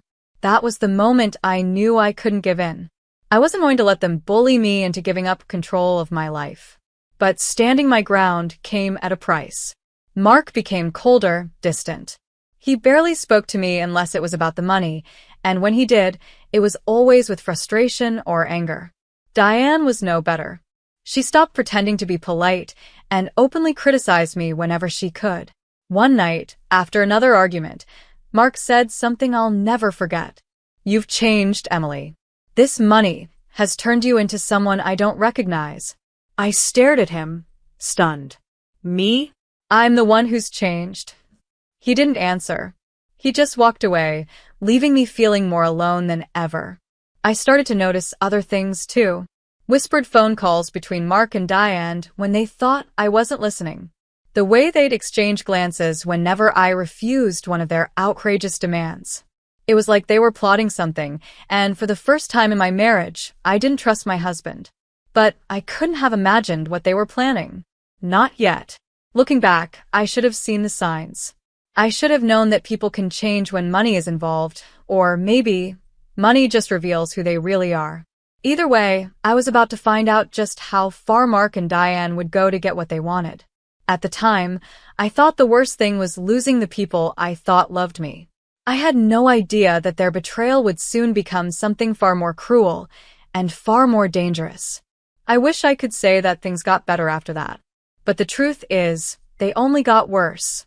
Mark and Diane's obsession with the money consumed every part of our lives. It wasn't just about the house anymore. They started pressuring me about everything, what I should buy, where I should invest, and who I should trust. It felt like every decision I made was met with their disapproval. One morning, Mark brought up the house again. "Emily, you're dragging your feet for no reason. We've found the perfect place. Why are you being so difficult?" "I'm not being difficult, Mark," I said, trying to stay calm. "I just don't think buying a mansion is the right choice. I want to save most of this money. I've read stories about lottery winners losing everything because they spent too much too quickly. I don't want that to happen to us." Mark slammed his coffee mug down on the table, startling me. "You're paranoid. We're not those people, Emily. Stop treating me and my mom like we're out to ruin you." But that was exactly how it felt. Every conversation turned into an argument, and I started to feel like a stranger in my own home. Diane didn't help matters. She was over at our apartment constantly, acting like she already owned the place. One day, she cornered me in the kitchen while Mark was out. "You know, Emily, you're lucky to have Mark. A lot of men would have left by now. With the way you've been acting." I froze, gripping the counter. "What's that supposed to mean?" She smirked, her tone dripping with condescension. "It means you're not exactly irreplaceable. Men like Mark need a partner who supports their dreams. Not someone who holds them back." I wanted to yell at her, to tell her to get out of my house. But I didn't. I just stood there, letting her words sink in. For the first time, I wondered if Mark felt the same way. A few days later, Mark suggested a family trip to Six Flags. "You've been so stressed lately," he said. putting on his most charming smile. A day of fun will do us all some good. I was surprised by the suggestion. Mark wasn't exactly the type to plan outings like this, especially not with everything going on. But I agreed, hoping it might ease the tension between us. When we arrived at the park, things seemed normal at first. Mark and Diane were in high spirits, laughing and joking as we made our way through the crowds. I even started to relax a little, thinking maybe this was their way of trying to make amends. But then we got to the roller coasters. I've always been terrified of them. Just looking at the towering tracks made my stomach churn. Mark knew this. He teased me about it on our honeymoon when I refused to get on a ride. So when Diane suggested we all go on one of the biggest coasters in the park, I thought she was joking. "You know I can't do that," I said, shaking my head. Diane rolled her eyes. "Oh, come on, Emily. It's just a ride. Stop being so dramatic." Mark chimed in. "She's right. You're being ridiculous. You need to face your fears sometime." I tried to laugh it off. "You guys go ahead. I'll wait for you here." But they wouldn't let it go. Diane grabbed my arm, pulling me toward the entrance. "You're coming with us. It's not up for debate." Panic started to set in. "No, really, I can't." Mark cut me off, his voice cold. "Emily, stop making a scene. Just get on the ride." Before I knew it, they were dragging me toward the line. I felt like I was in a nightmare, my heart pounding as we got closer and closer to the front. When it was our turn, Mark and Diane forced me into the seat. I was shaking, tears streaming down my face as the attendants secured the restraints. I begged them to let me off, but Mark just looked at me with that same cold expression I'd seen so many times lately. "You'll be fine," he said flatly. And then they walked away. The ride started to move, and I felt sheer terror take over. I screamed for them to stop it, but no one could hear me over the roar of the coaster. As it climbed higher and higher, I felt like I was going to die. By the time it plummeted down the first drop, I blacked out completely. The next thing I remember was waking up on the ground, surrounded by strangers. Someone was shaking me gently, asking if I was okay. "Can you hear me?" a man's voice said. I opened my eyes and saw a concerned face staring down at me. He introduced himself as Jack, a paramedic who happened to be in the park that day. "You passed out on the ride," he said. "I saw the whole thing." "Are you with anyone?" I looked around, but Mark and Diane were nowhere to be found. My heart sank as I realized they had abandoned me. They left me," I whispered, tears filling my eyes. Jack's expression hardened. "Don't worry. I'm here now. Let's get you checked out." As he helped me to my feet, I felt a wave of anger and betrayal wash over me. Mark and Diane had gone too far this time, and for the first time, I realized that I couldn't keep ignoring the truth. They didn't care about me. They only cared about the money. But they were about to learn that some lines shouldn't be crossed, and I wasn't going to let them get away with this. When Jack helped me to my feet that day at Six Flags, my body felt weak, but my mind was racing. I couldn't stop thinking about what had just happened. Mark and Diane, my husband and his mother, had forced me onto that roller coaster knowing how terrified I was. And then they had abandoned me. I kept replaying it in my head, trying to make sense of it, but the truth was staring me in the face. They didn't just want to hurt me. They wanted to break me. Jack was patient as I explained the situation to him in the medical tent. He sat across from me, his kind, steady eyes never leaving mine. "They left me," I said again, my voice trembling with a mix of disbelief and anger. "They left me there knowing I was terrified." Knowing, I trailed off, unable to finish the thought. Jack leaned forward, his voice calm but firm. "Emily, that's not normal. That's not something people who care about you would do. Are you sure you're safe with them?" Safe? I hadn't even considered that. Until now, I thought their actions were just selfish and cruel. But Jack's words planted a seed of doubt. What if it wasn't just about the money anymore? What if this was about control? About punishment? As if sensing my thoughts, Jack asked, "Do you mind if I ask a tough question? Have they done anything else like this before?" I hesitated, my hands clenching into fists on my lap. "Not like this," I admitted. "But they've changed. Ever since I won the lottery, it's like I'm just a bank account to them. They don't listen to me anymore. They don't care what I want. Jack nodded slowly. I don't want to overstep, but you shouldn't have to deal with this alone. If you want, I can help. At first, I didn't know what he meant.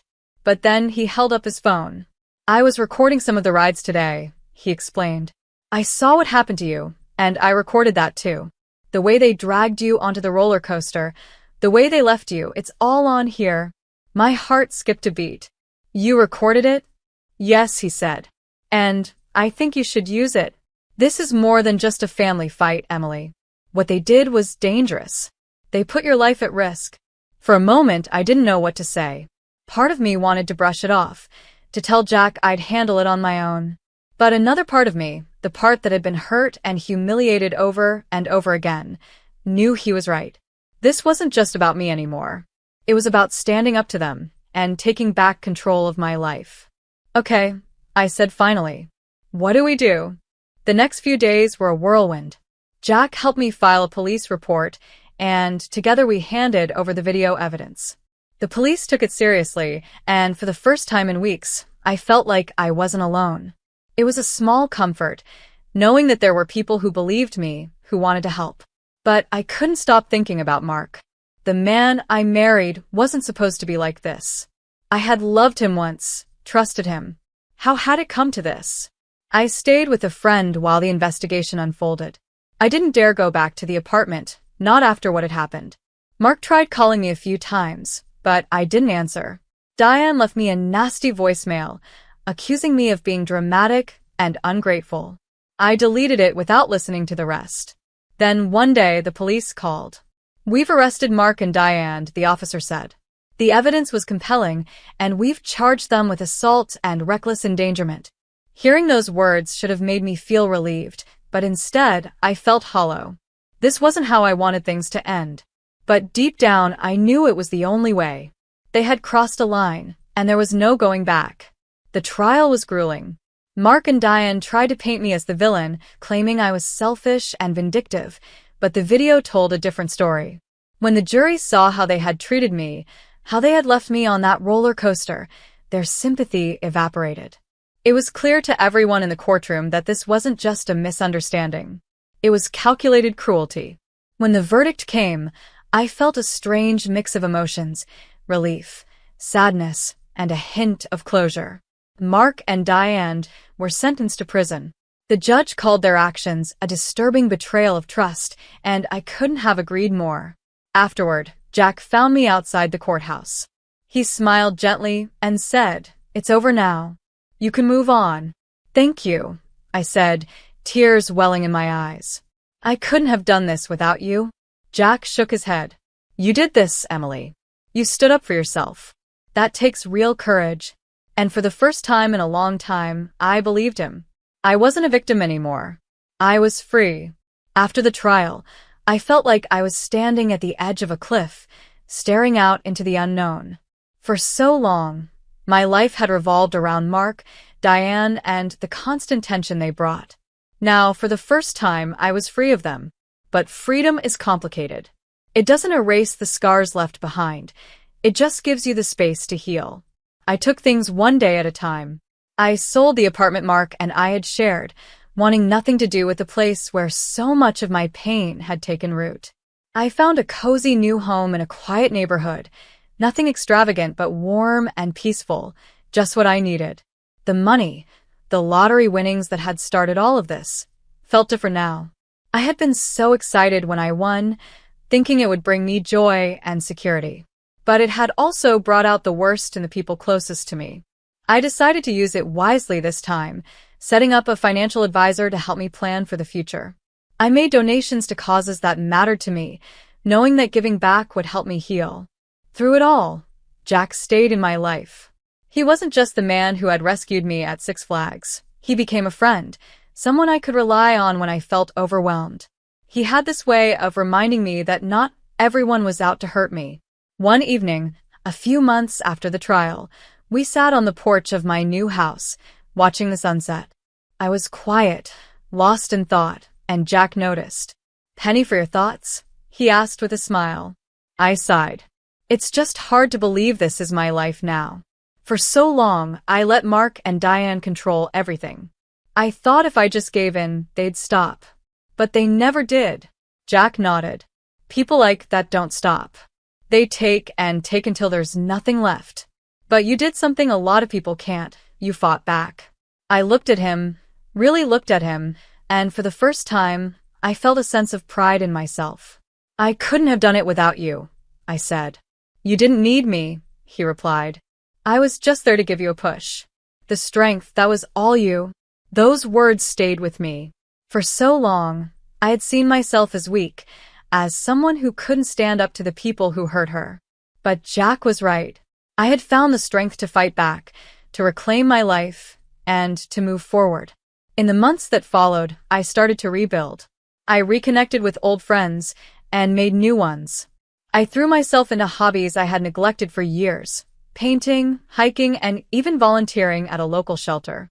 Slowly, I began to see the world as a place of possibility again, not just a series of painful memories.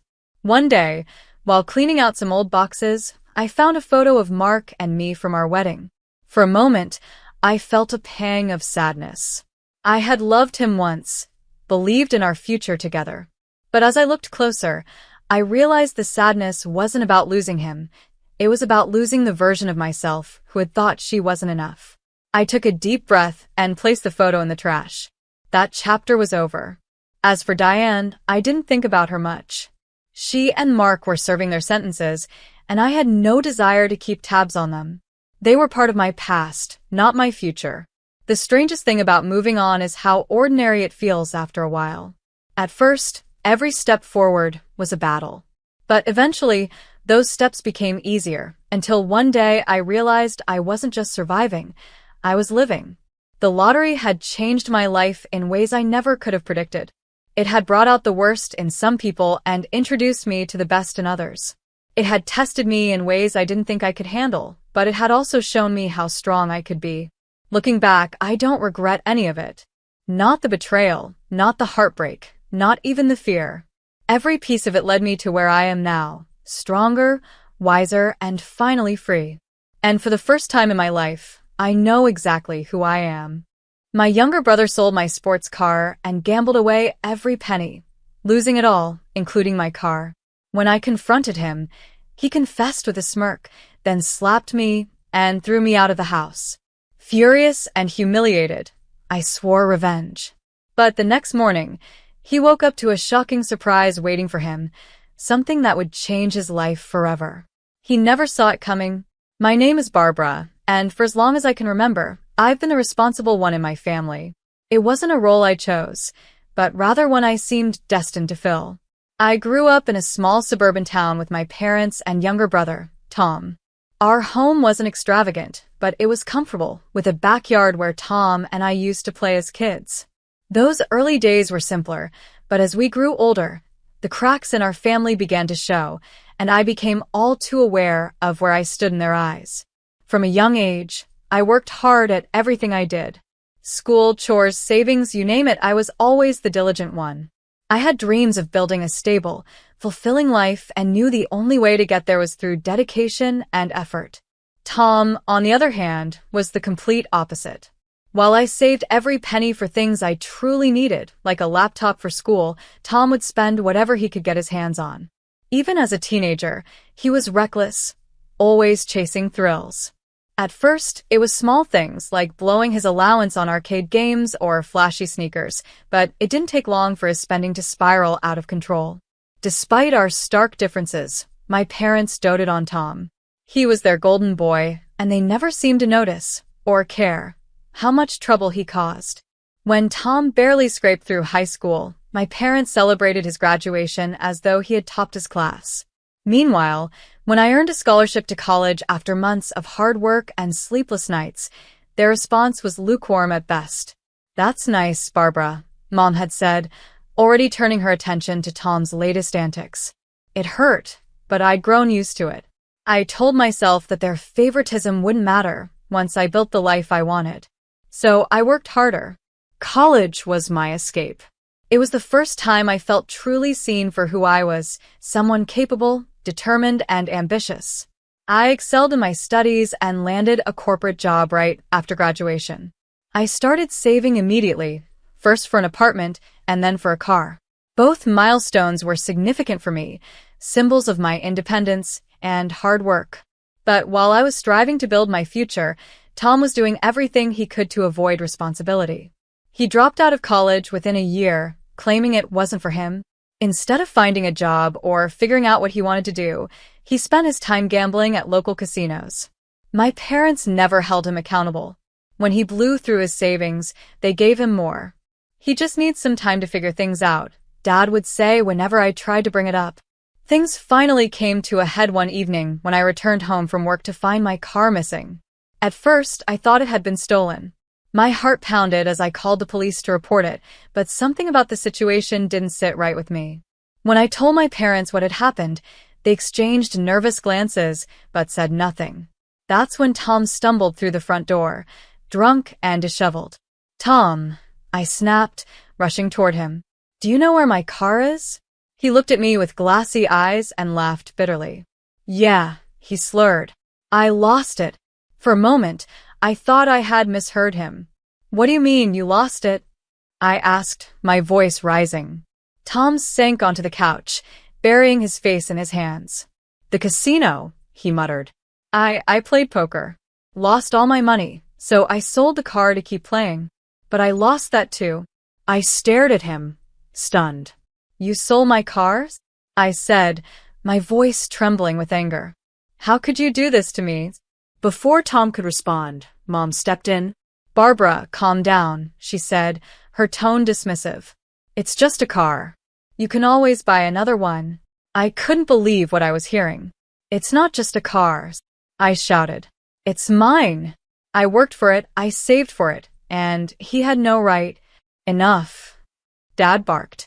"Don't yell at your brother. He made a mistake, and he said he's sorry. Let it go. Let it go." I was seething. My parents didn't seem to care about what I had lost, only about protecting Tham. The tension in the room grew unbearable, and then, out of nowhere, Tham staggered to his feet and slapped me across the face. I stumbled back, more shocked than hurt. "You're always so perfect," he spat. "Always judging me." My parents didn't say a word. Instead, Mom turned to me and said coldly, "Barbara, maybe you should leave. You're upsetting him." I packed a bag that night and left. I didn't know where I was going, but I knew I couldn't stay there any longer. My family, the people who were supposed to support me, had betrayed me in the worst way. It felt like I was losing everything, but deep down, I knew this was just the beginning.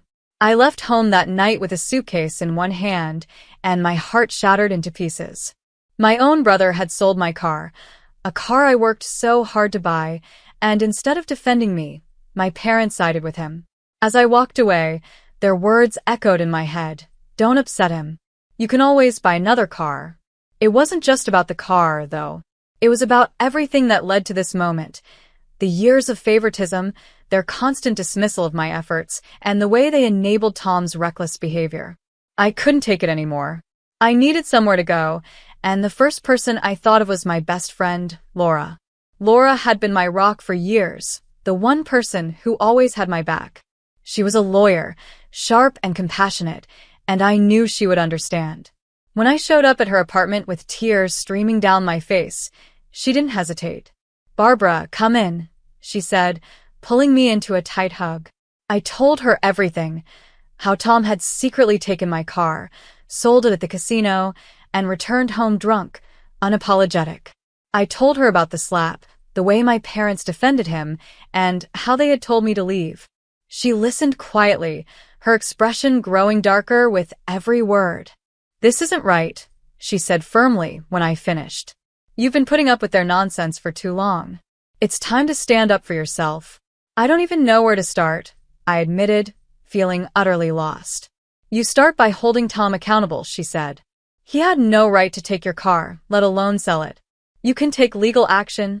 The thought of going to court against my own brother felt like a betrayal in itself. But hadn't they already betrayed me? My parents' favoritism, their refusal to see Tham's flaws, and their complete disregard for my feelings had left me with no other choice. Laura reassured me that I wasn't alone. "We'll do this together," she promised. The next few days were a blur of paperwork and preparation. Laura helped me file a police report for the theft of my car and drafted the legal documents to take Tham to court. It felt surreal, sitting in her office, recounting every detail of what had happened. I was nervous, but I also felt a flicker of determination. For the first time in my life, I was standing up for myself. When the court summons arrived at my parents' house, all hell broke loose. My phone rang incessantly, first my mom, then my dad, and finally Tham. I didn't answer any of their calls. I couldn't. I wasn't ready to face them yet. Instead, I stayed with Laura, who continued to support me every step of the way. A few days later, my parents showed up at Laura's apartment. They were furious. "How could you do this to your own brother?" Mom demanded as soon as I opened the door. "How could he do this to me?" I shot back. "He stole my car, sold it, and spent the money gambling. And you're defending him." "He made a mistake," Dad said, his voice tight. "You're blowing this out of proportion." "Blowing it out of proportion?" I repeated, incredulous. "He slapped me. He kicked me out of the house. And you stood there and did nothing." Mom's face softened, but her words didn't match her expression. "Barbara, we're family. Families forgive each other." "Then why haven't you forgiven me for not being Tham?" I snapped.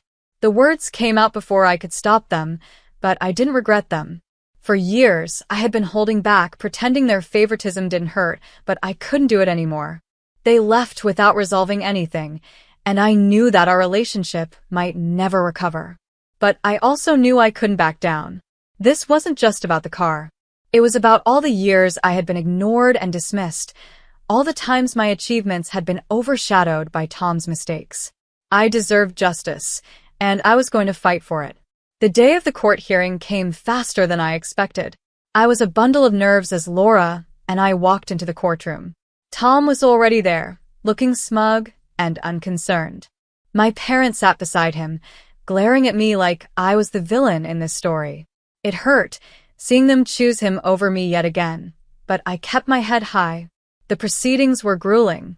Laura presented the evidence, the police report, witness statements, and even security footage from the casino showing Tham arriving in my car and leaving without it. Tham tried to defend himself, claiming he was drunk and didn't know what he was doing, but the judge wasn't swayed. When the verdict was announced, I felt a mix of relief and sadness. The judge found Tham guilty of theft and financial misconduct, sentencing him to community service and mandatory counseling for his gambling addiction. He was also ordered to repay the value of my car, though I knew that would take years. After the hearing, my parents approached me one last time. "Barbara, please," Mom begged. "Drop the case. Forgive your brother. He's learned his lesson." I looked at her, then at Tham, who refused to meet my gaze. "You've spent his whole life forgiving him," I said quietly. "Maybe it's time he learns what it means to take responsibility." And with that, I walked away. It wasn't easy, turning my back on my family, but I knew it was the right thing to do. For the first time, I felt a sense of clarity. This wasn't the end of my story. It was the beginning of a new chapter.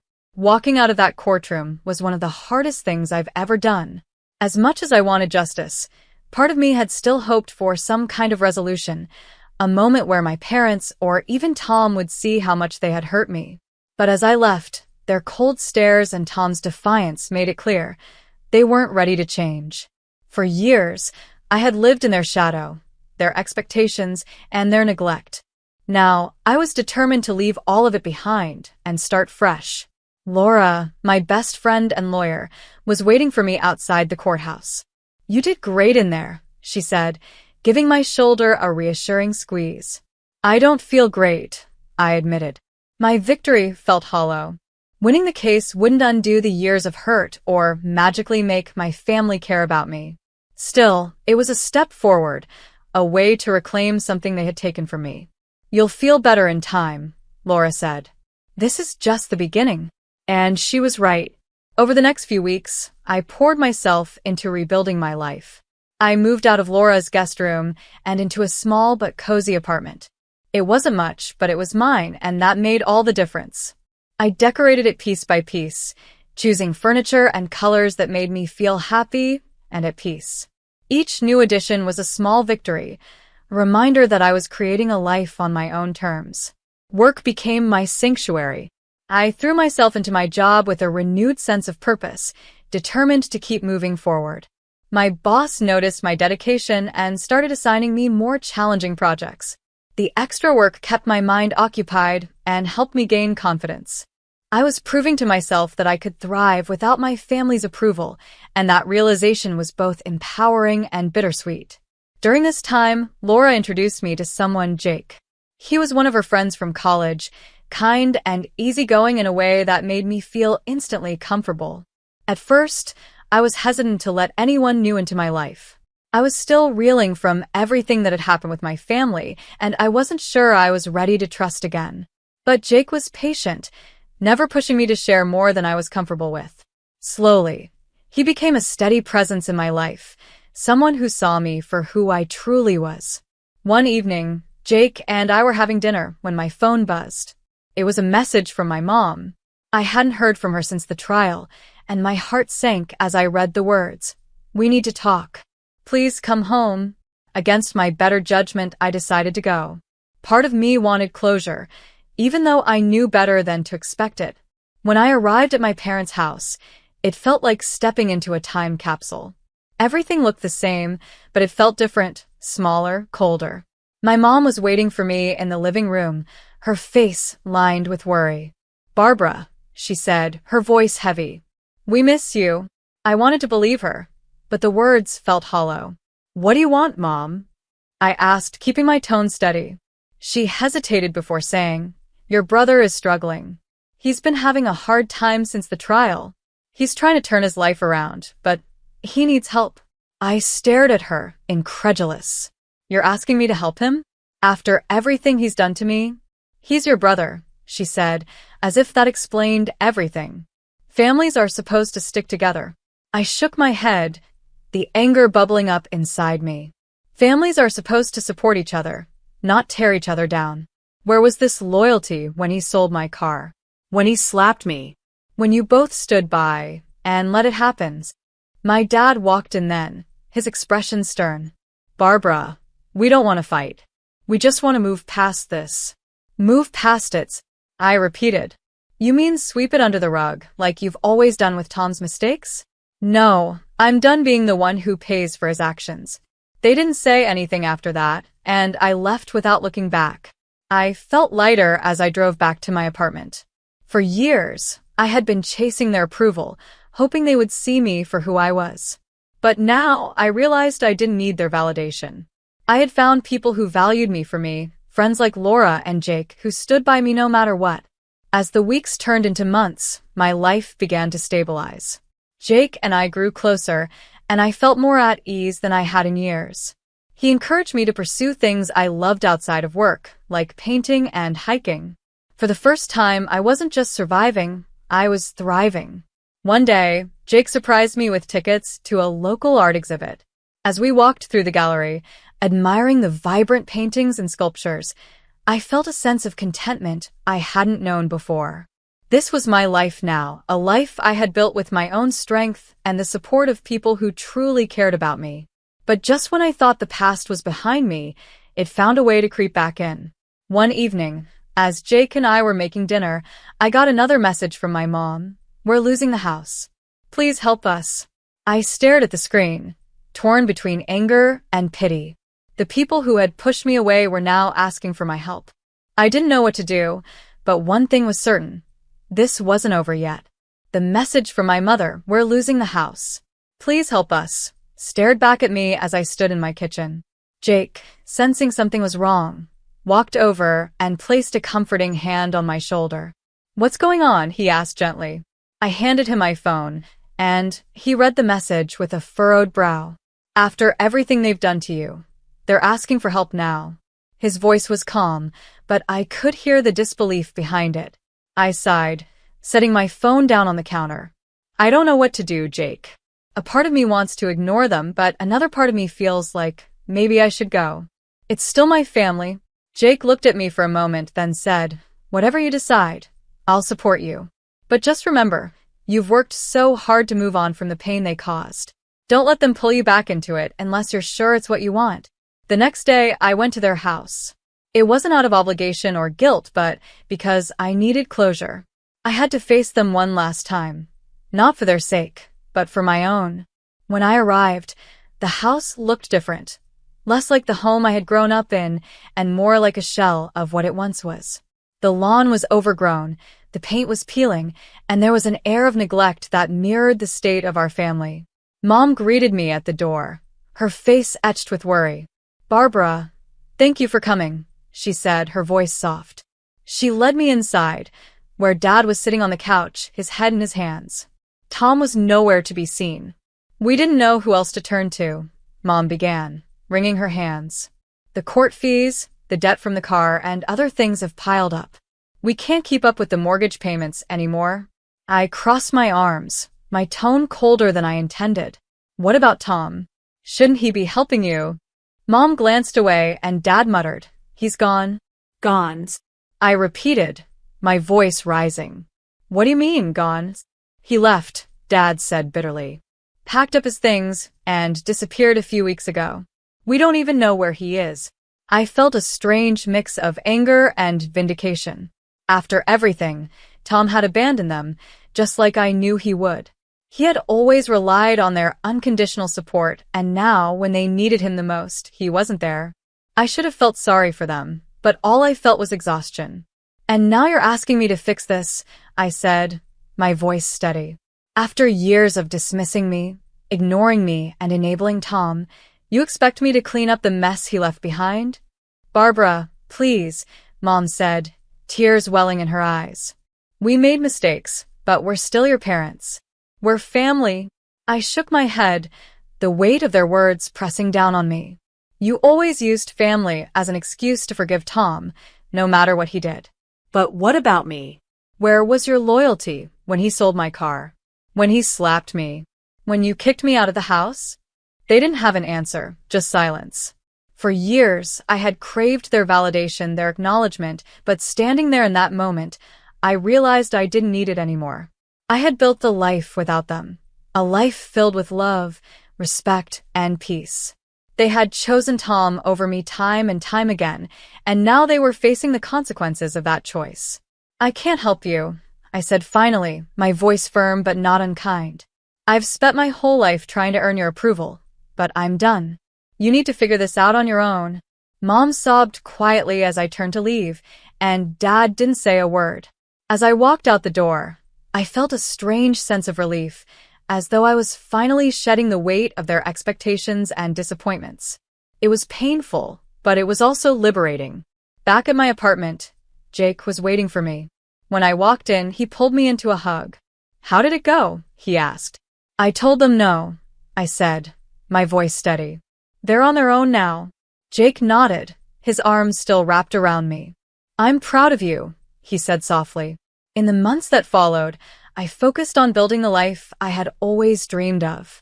Jake and I moved in together, and for the first time in years, I felt truly at peace. I threw myself into work, earning another promotion, and picked up hobbies that brought me joy, painting, hiking, and even taking cooking classes with Jake. My apartment became a home filled with love and laughter, a far cry from the toxic environment I had left behind. As for my family, I didn't hear from them again. Occasionally, I wondered what had become of them, if they had managed to save the house, if Tom had ever come back, but those thoughts became less frequent as time went on. They were part of my past, a chapter one had closed. One evening, as I stood on my balcony watching the sunset, Jake joined me, holding 2 glasses of wine.